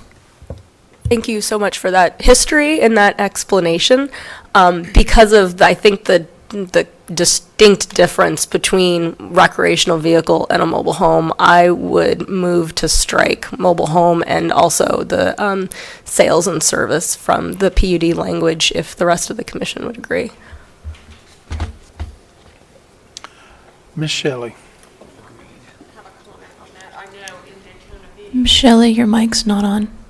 I know that in Daytona Beach, when wrestling or addressed this quite some time ago, because there's neighborhoods were finding so many people parking their mobile home in their driveways. So they were specifically looking for storage areas where they could take and store that and then not be a neighborhood nuisance and all those other things. So it is something that people are looking for. And again, clarifying the definition I think is important. And also the same thing with boats. I know a lot of people that store their boats in there for the same reason, not to have them in their driveways. I think what Ms. Bush is alluding to, and I don't want to put words in her mouth, but you're thinking of it like a trailer, where someone livable trailer. That's what you're talking about, mobile home? Well, mobile homes, I was more talking about. I've had, when I managed the city, we had an issue with people coming in. They wanted to come in and permit these things, but they didn't have the old one removed, so they needed a place to store it temporarily. And we had a storage facility that didn't have those uses explicit, and they would park those temporarily, those double wides, on that storage facility lot temporarily. And then, because there were heavy trucks coming in and out, it had adverse impacts in the community, in the neighborhood. So I've dealt with this from being staff at a community that had to deal with those adverse impacts of staging of those mobile homes. I don't think that that's going to be an issue, but I just want to make sure that that's not something that this can be used for. I don't exactly know 100% if, someone would be interested in storing, a mobile home there for, 2 months while whatever, but isn't this the right application for that? In location and an access off of an arterial road, which has been designed for circulation to allow larger vehicles to get in there and access it, even if it is, for a couple months. It seems like this is the appropriate location, and it's, screened in and above what is required by code. So I think this is the appropriate location. I don't, whether it's a camper or a mobile home, isn't this where we would want to put this? Mr. Costa? Yeah, so this is a open lot facility. There's no coverage, no roofs, nothing. No canopies. No. It's just going to be storage, pick up your stuff and go. So you're looking at contractors, you're looking at homeowners, RVs, boats, jet skis, etc. My question is, and I wouldn't have a problem with it, but we also have a huge lack of storage, overnight storage for semi-rigs that come and go. I mean, I get the calls all the time on all my vacant land, says, hey, can we park temporarily overnight? And unfortunately, the zoning is not there, but I think in this particular case, you might have that. And yes, you're right, you're shielded from ISB. So if your main entrance is off the back of Mondale Road, I mean, it's basically not going to be seen, other than, than the vegetation as far as I'm looking at it. And I think, yes, there is a huge need for that. And as LPGA subdivision continues to grow and grow and grow with all the HOA restrictions that you can't park squat in your yard and much less have your garage door open more than 30 seconds without Karen knocking on your door, this becomes much more valuable. These particular sites become necessities. Right. So I would leave as is, personally. Ms. Bush? Yeah, just to clarify, to answer your question, the appropriate place for temporary parking mobile homes is either where they are constructed or where they go to live. Having a temporary location for them is what happens when people don't plan appropriately, and that then it falls on the rest of us to have to deal with those impacts. So that's my point of saying that's not I understand we need places to park all the toys. I get that. Trust me, I have all the toys, right? So I'm not arguing that. I would even lean so far and say, not a fan of the RV or the truck parking, but I get it. We have a need. My husband was an over-the-road trucker, so totally understand that. But on the mobile home thing, like I said, just because I had such an issue and I dealt with the community and how it had those adverse impacts after the fact, that's the reason I'm bringing that up. As a reminder, we are being asked to change the land use and the zoning on this property from something that is not quite as intense to something that is more intense. Originally, this was intended to be neighborhood commercial, and that's not what this is. So yes, I agree now, probably the context supports what you're asking for, but the community and the intent behind this was to not have this type of use. So that's my argument, and I will leave it there. Okay. Any other questions for the applicant? Do we have any public participation forms for this case? No, sir. All right, sir. We'll give you an answer in a moment. All right, we're going to close the floor for public participation, open up for commission discussion or motion. I will state that with the expense it would cost to park a mobile home there, I don't think it would be there that long if it were to be there at all. And I don't know what the difference between a mobile home and a tractor trailer would be, to be very honest with you. as long as it's not inhibited, in other words, people living there. So I'm in favor of leaving it in there also, along with Mr. Costa. Yeah, just to clarify, so I'm not talking about a truck stop. I'm talking about an overnight. Sometimes these truckers come in and they're idle for 3 to 4 days, and you can't just park that in your standard subdivision. And there's a very huge shortage on those kind of spaces available. There are some clandestine ones that you see around town, but legitimately permitted ones, I can't think of a single one, honestly. Okay, Ms. Bush? I'm sorry. I was older, I think. Okay. All right, I'll entertain a motion if someone would like to throw one out there. Chairman, real quick, I do just have one note, and I apologize, I was trying to pull it up, just to confirm, and I did not see that language in the PUD when I read it, but to Ashley's point, the service and sales. Do you know what page that was on? That's on page 14 of 36 of the PUD package, and it's the change the permitted use, and strike the term wording of sales and rental under 1A. I would like to strike that from the PUD.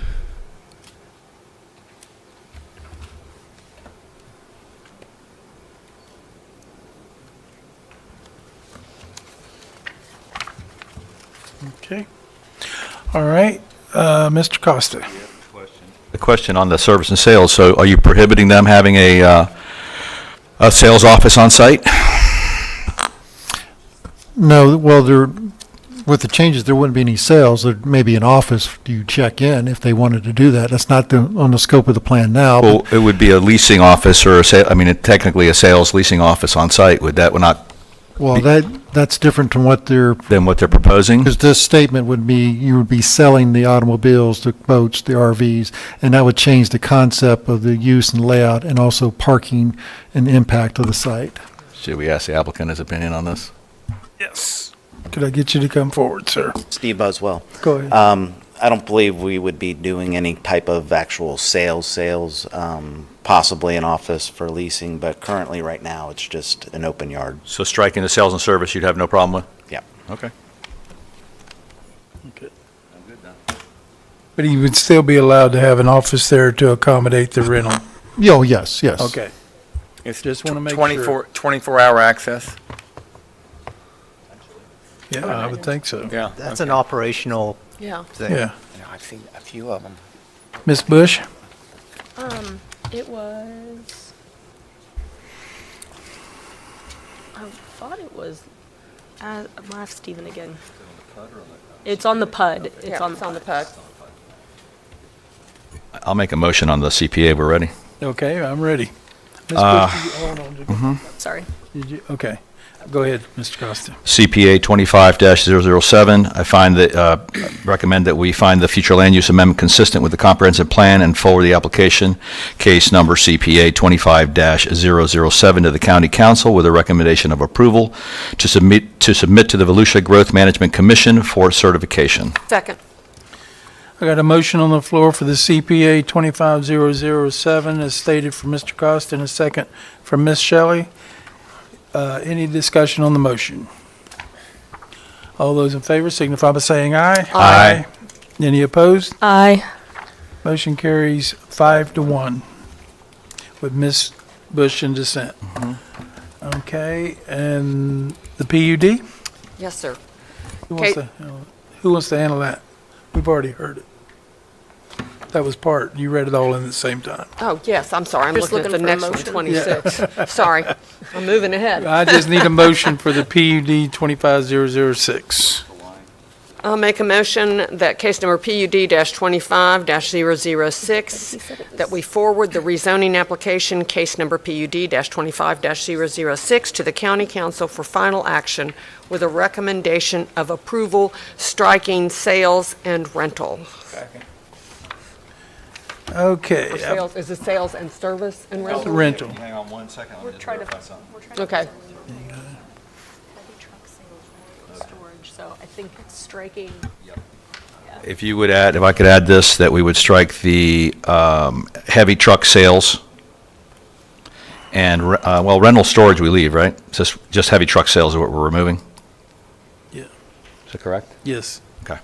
Did we, The suggestion was sales and rental. yeah. Sales that's and what rental? That's what I wrote down. So it would cover Yeah. Heavy truck sales and rental, those are all one, that runs together. And as- service, I guess. It's going to yeah. strike the sales and rental out of that. Sales, service, and rental. Just sales and Service rental? was brought in there as well, wasn't it? Well, let's agree on We're something. working on the stuff there. It's retail, it's sales, retail, and or service. So it's just sales. We're striking this, this, And service. and All service right. established. Mr. Okay. Chair, I think we need clarification on Yeah, what is please. Yep. being We're- removed. Okay. So what is, can you say currently what that provision is going to allow, so that they know what they're voting on? Okay, so right now, if we are striking sales, rental, and service, you're stating that the permitted use, one of them, is automobile, bicycle, boat, mobile home, motorcycle, recreational vehicle, trailer, light and heavy truck storage, not including salvage or junkyards, and that's it. Truck storage, okay. Mhm. All right. So it's just Yeah. for storage of all of those things. And that was my Yes, motion. that's the That intent. was my That's what the motion. intent we were trying to get to, yes. Okay. Thank you. So where we at? So what she said. Yeah, that was, I said that, yeah, that was in my motion. Whatever it was. Thanks, Samantha. All right, guys. We have a motion and a second. we got a motion and a second. What are we striking? The sales and rental and services establishment, Yeah. right? There we go. And striking those three. All right. Okay, I have a motion on the floor to forward the rezoning application case PUD 25006 to the County Council for final action recommendation of approval with striking out of the PUD the sales, rental, and services. Established. Got it? All right. From Ms. Shelley and a second, who seconded that? Ms. I'll second. I thought it was Ms. Craig. Craig down there, she's Craig second. did. You seconded it, and Ms. Craig seconded it. Okay. All right. Any discussion on the motion? Ms. Bush? Yes, thank you. Just for clarification, for full transparency, I'm not necessarily against the use. I'm just against the use at this location for the reasons that I've listed. So, like I said, I understand the need.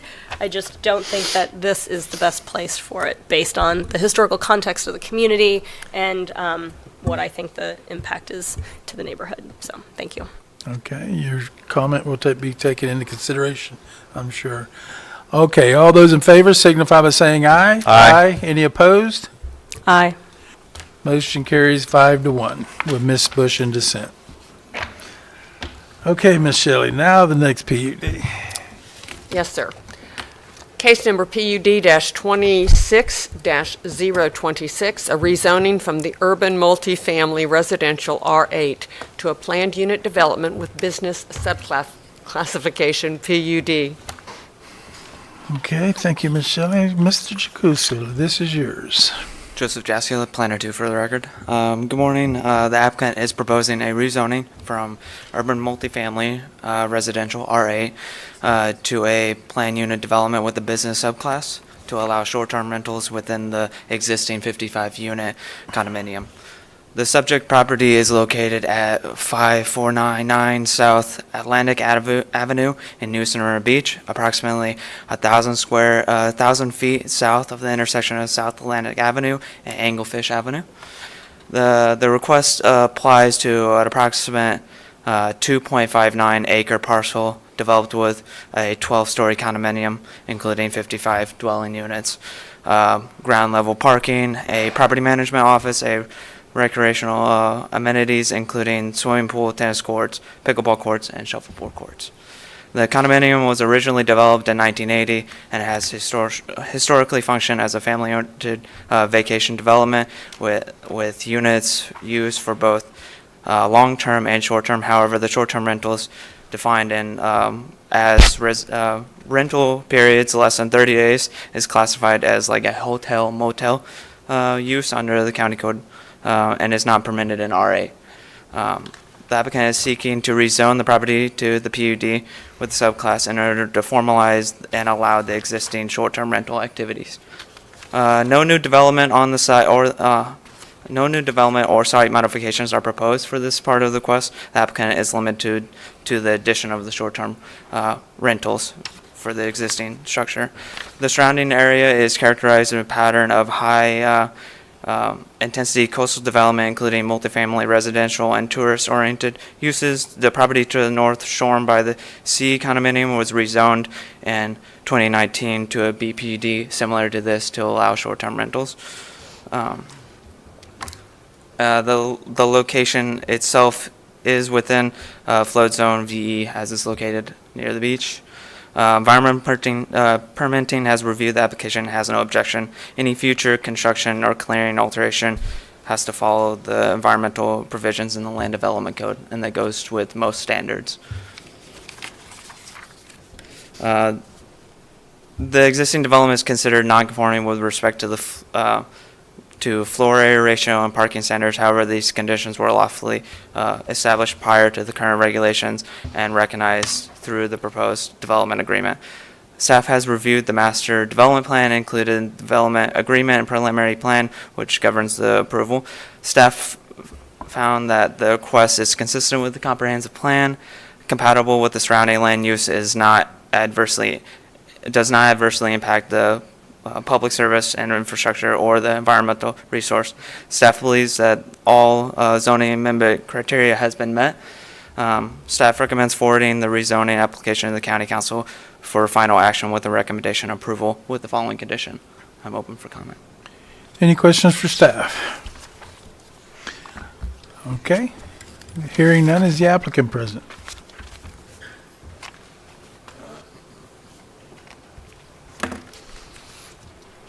Good morning. Could I get your name and address for the record, please? I'm Debbie Valley, and I live at 2305 Edgewater Drive, Orlando, Florida, and I own one of the units in the property that we're talking about. Okay, you've heard the staff report. Anything you'd like to add to that? No. Oh, okay. Any questions for the applicant? All right. Do we have any public participation? No, sir. All right, we're going to close the floor for public participation and open up for commission discussion and give you an answer. Thank you. Okay, we close the floor for public participation. I'll Ms. Bush. I will make a motion to move case PUD 26-026, forward that rezoning application to the County Council for final action with a recommendation of approval. Second. Okay, I've got a motion on the floor from Ms. Bush to forward the rezoning application case number PUD 26026 to County Council for final action recommendation of approval, and a second from Ms. Shelley. Any discussion on the motion? Ms. Bush? Oh, okay. Well, you like that button, don't you? You don't even have to push the button. We're ready. I thought we was going to get through it. All those in favor signify by saying aye. Aye. Any opposed? Motion carries unanimously. Okay. Be good at Jeopardy or something. Yeah.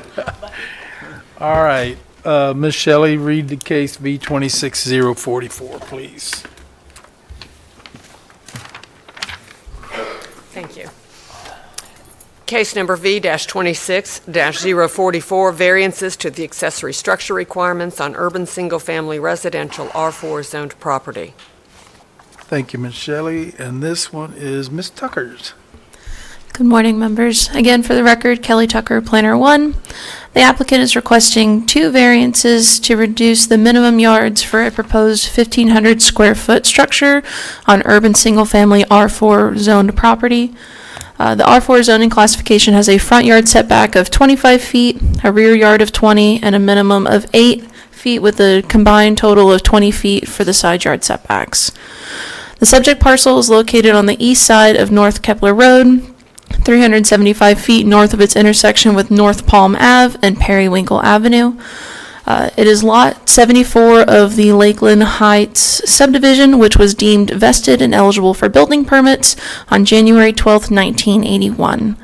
The proposed structure will be replacing 2 accessory structures that are currently encroaching into the side yard setback.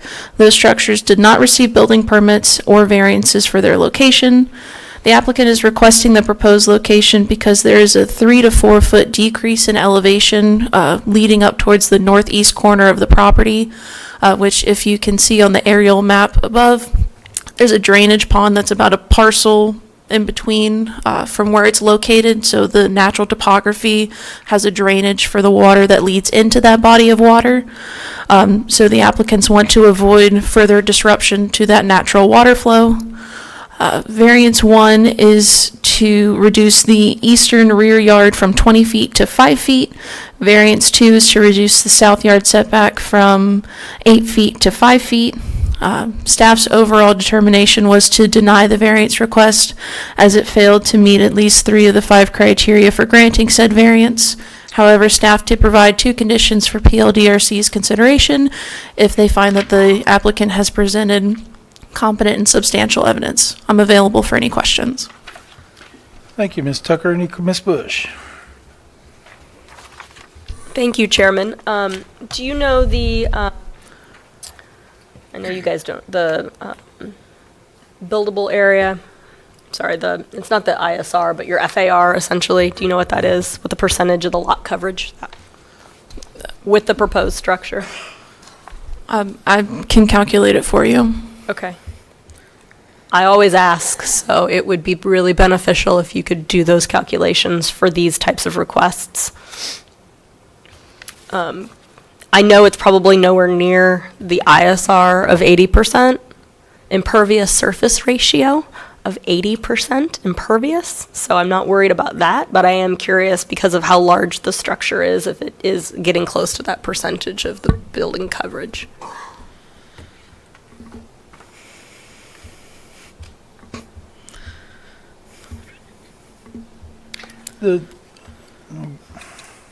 While you're looking that up, I'm looking at this area here, 4,500 square foot in the red mark. That's where they can build. But yet the proposed is 1,500 square foot accessory structure. The image that you're looking at is where they can build based on setbacks.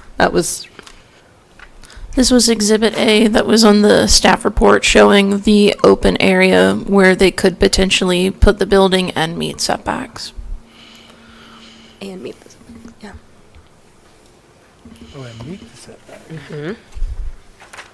Got it. It's unusual. Usually they put the proposed location. Member Bush, it's about 19% with the proposed structure. Okay, thank you. Thank you, Steve. 19%. 19%. Oh, I see. Okay. Page 7, yeah. Got it. Yeah. Okay. Any other questions for staff? Is the applicant present?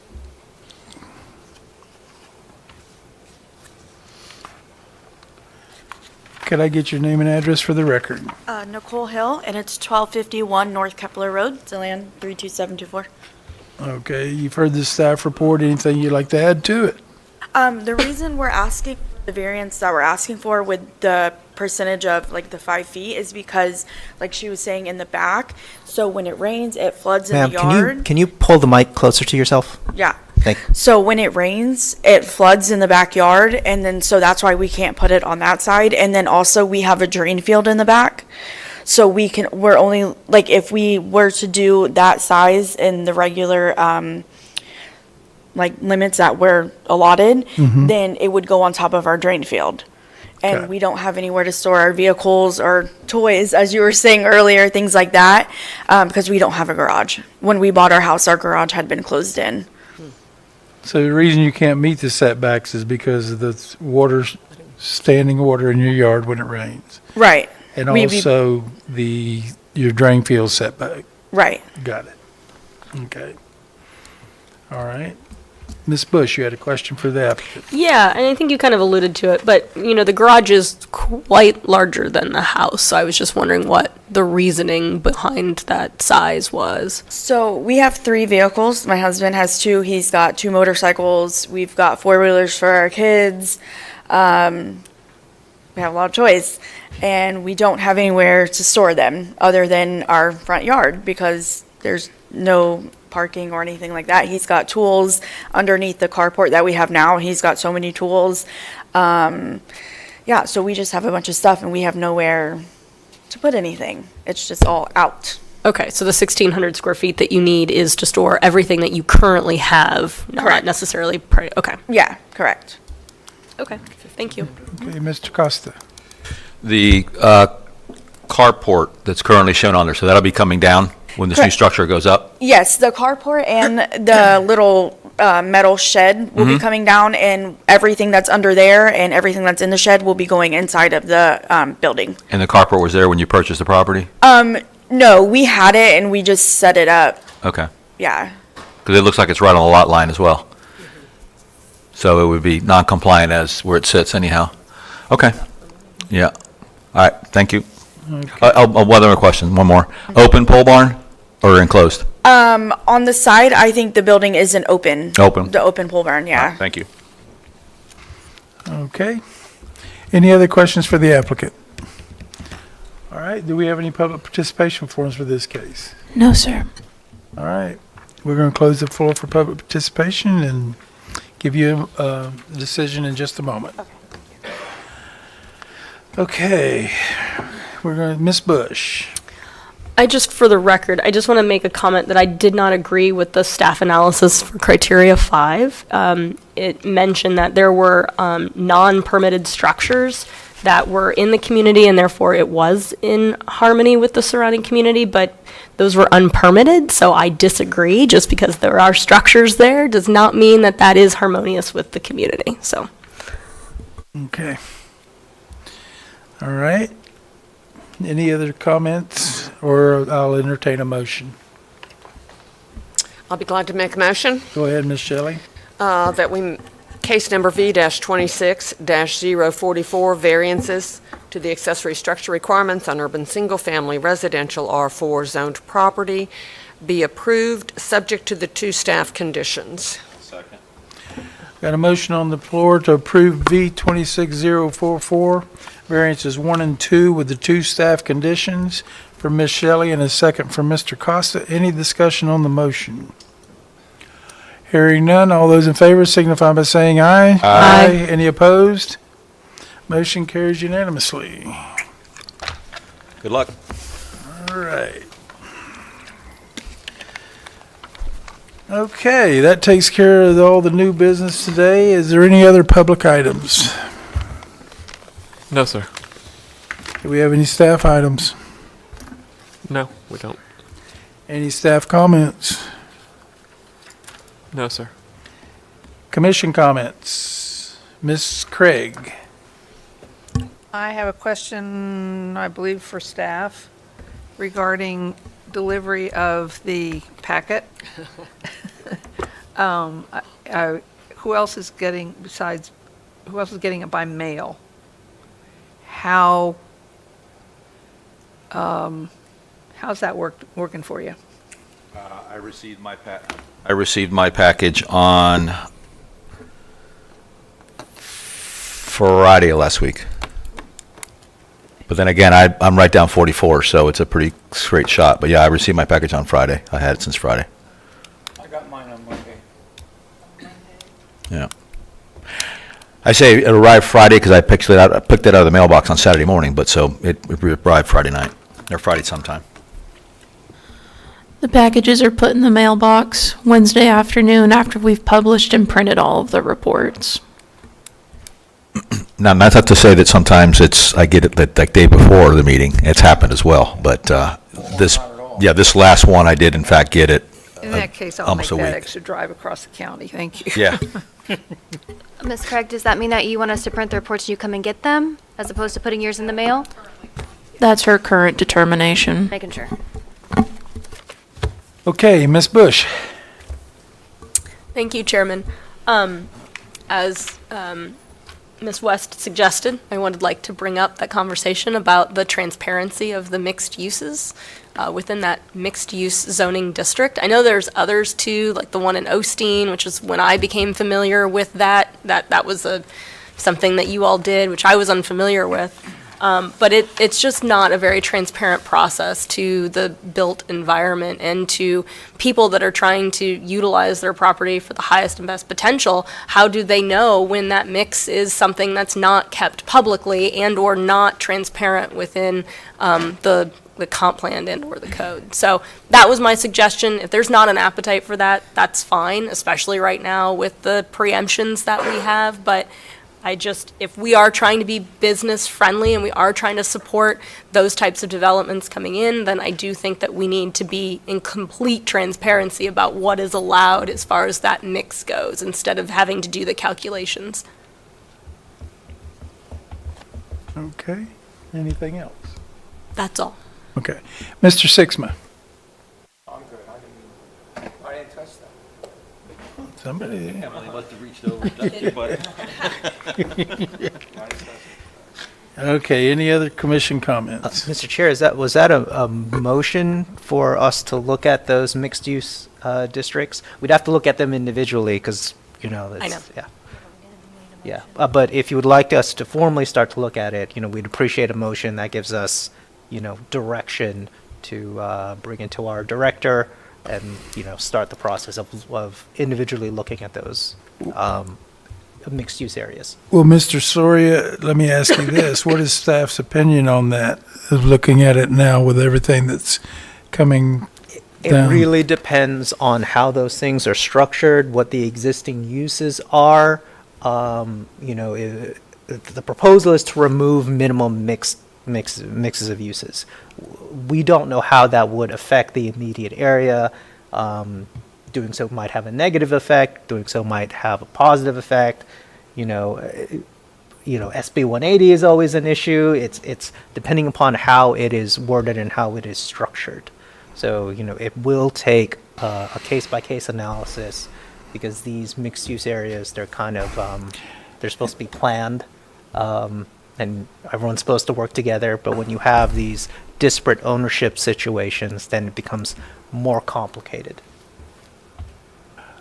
Ms. Bush, I don't know if you'd want to make a motion or not, but we don't want to put staff through additional looks if it's not going to matter with what's being presented to us from the state level. I understand, and I think to Mr. Soria's comment, I think you can craft the language to make sure that it is within the parameters of 180, because essentially I'm not suggesting that we change the mix at all. I'm just saying that we separate and clarify, and whether or not that's going to have negative or positive adverse impacts, that's for staff to determine. I bring this up because I bring this up because we constantly see and hear of people that want these types of buildings, right? This is what sells.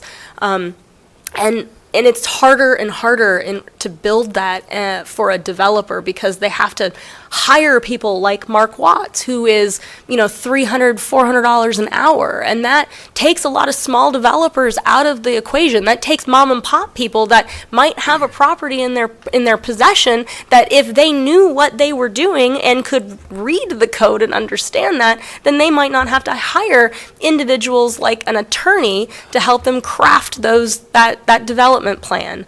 And so anyway, but I understand that we've also talked about many other things that I think are higher priorities for staff to review, like the A1 zoning district and how many properties actually conform to the the size and dimension criteria of A1. Chairman, you weren't here last meeting, but I did bring that up because we are constantly doing variances to setbacks in the A1, and those parcels they're not 10 acres. They're, less than that. So I asked staff, have we done that research as to how many parcels within A1 are not the 10 acres? And is it time for us to reevaluate that? And I'll be honest with you, I think that is more important than personally looking at the mixed use. But it's all important, because regardless, we're developing land within Volusia County faster than we understand what those benefits and or consequences are. And I think that we have to do a deeper dive into some of these issues that we experience and the things that we discuss on this dais quite often, and the community's comments and concerns, especially as land and resources become less and less available. Well, I think everyone knows my comments on the I know. And that's why I'm not formalizing a motion at this time on the mixed use. I'm just bringing it up in conversation. I do think it'll be a challenge with SB 180 right now because that's a very fine line to walk and you're going to have to navigate that. And I think you have enough on your plate, Mr. Soria, to deal with right now. I did make that motion last meeting, right? Or a meeting prior to that on A1? No, there was no motion? No, you did not make a motion. You had brought it up. We started some preliminary research that mapping gave to us this week that I haven't been able to take a look at. Okay. But what I want to do is bring back kind of a bulk number to you, and then y'all can make a motion whether you want us to move forward with something or not. Okay. Thank you for doing that preliminary research. I think that's going to be really helpful. So anyway, those are just my comments right now. I think the few things that we have them working on at a time are fine. But something to consider, especially if we start seeing more of these mixes and we start seeing more of this type of development come in, then I do think that we should expedite that review. Just my professional opinion. Okay. Any other commission comments? Any press and citizen comments? This meeting's adjourned. So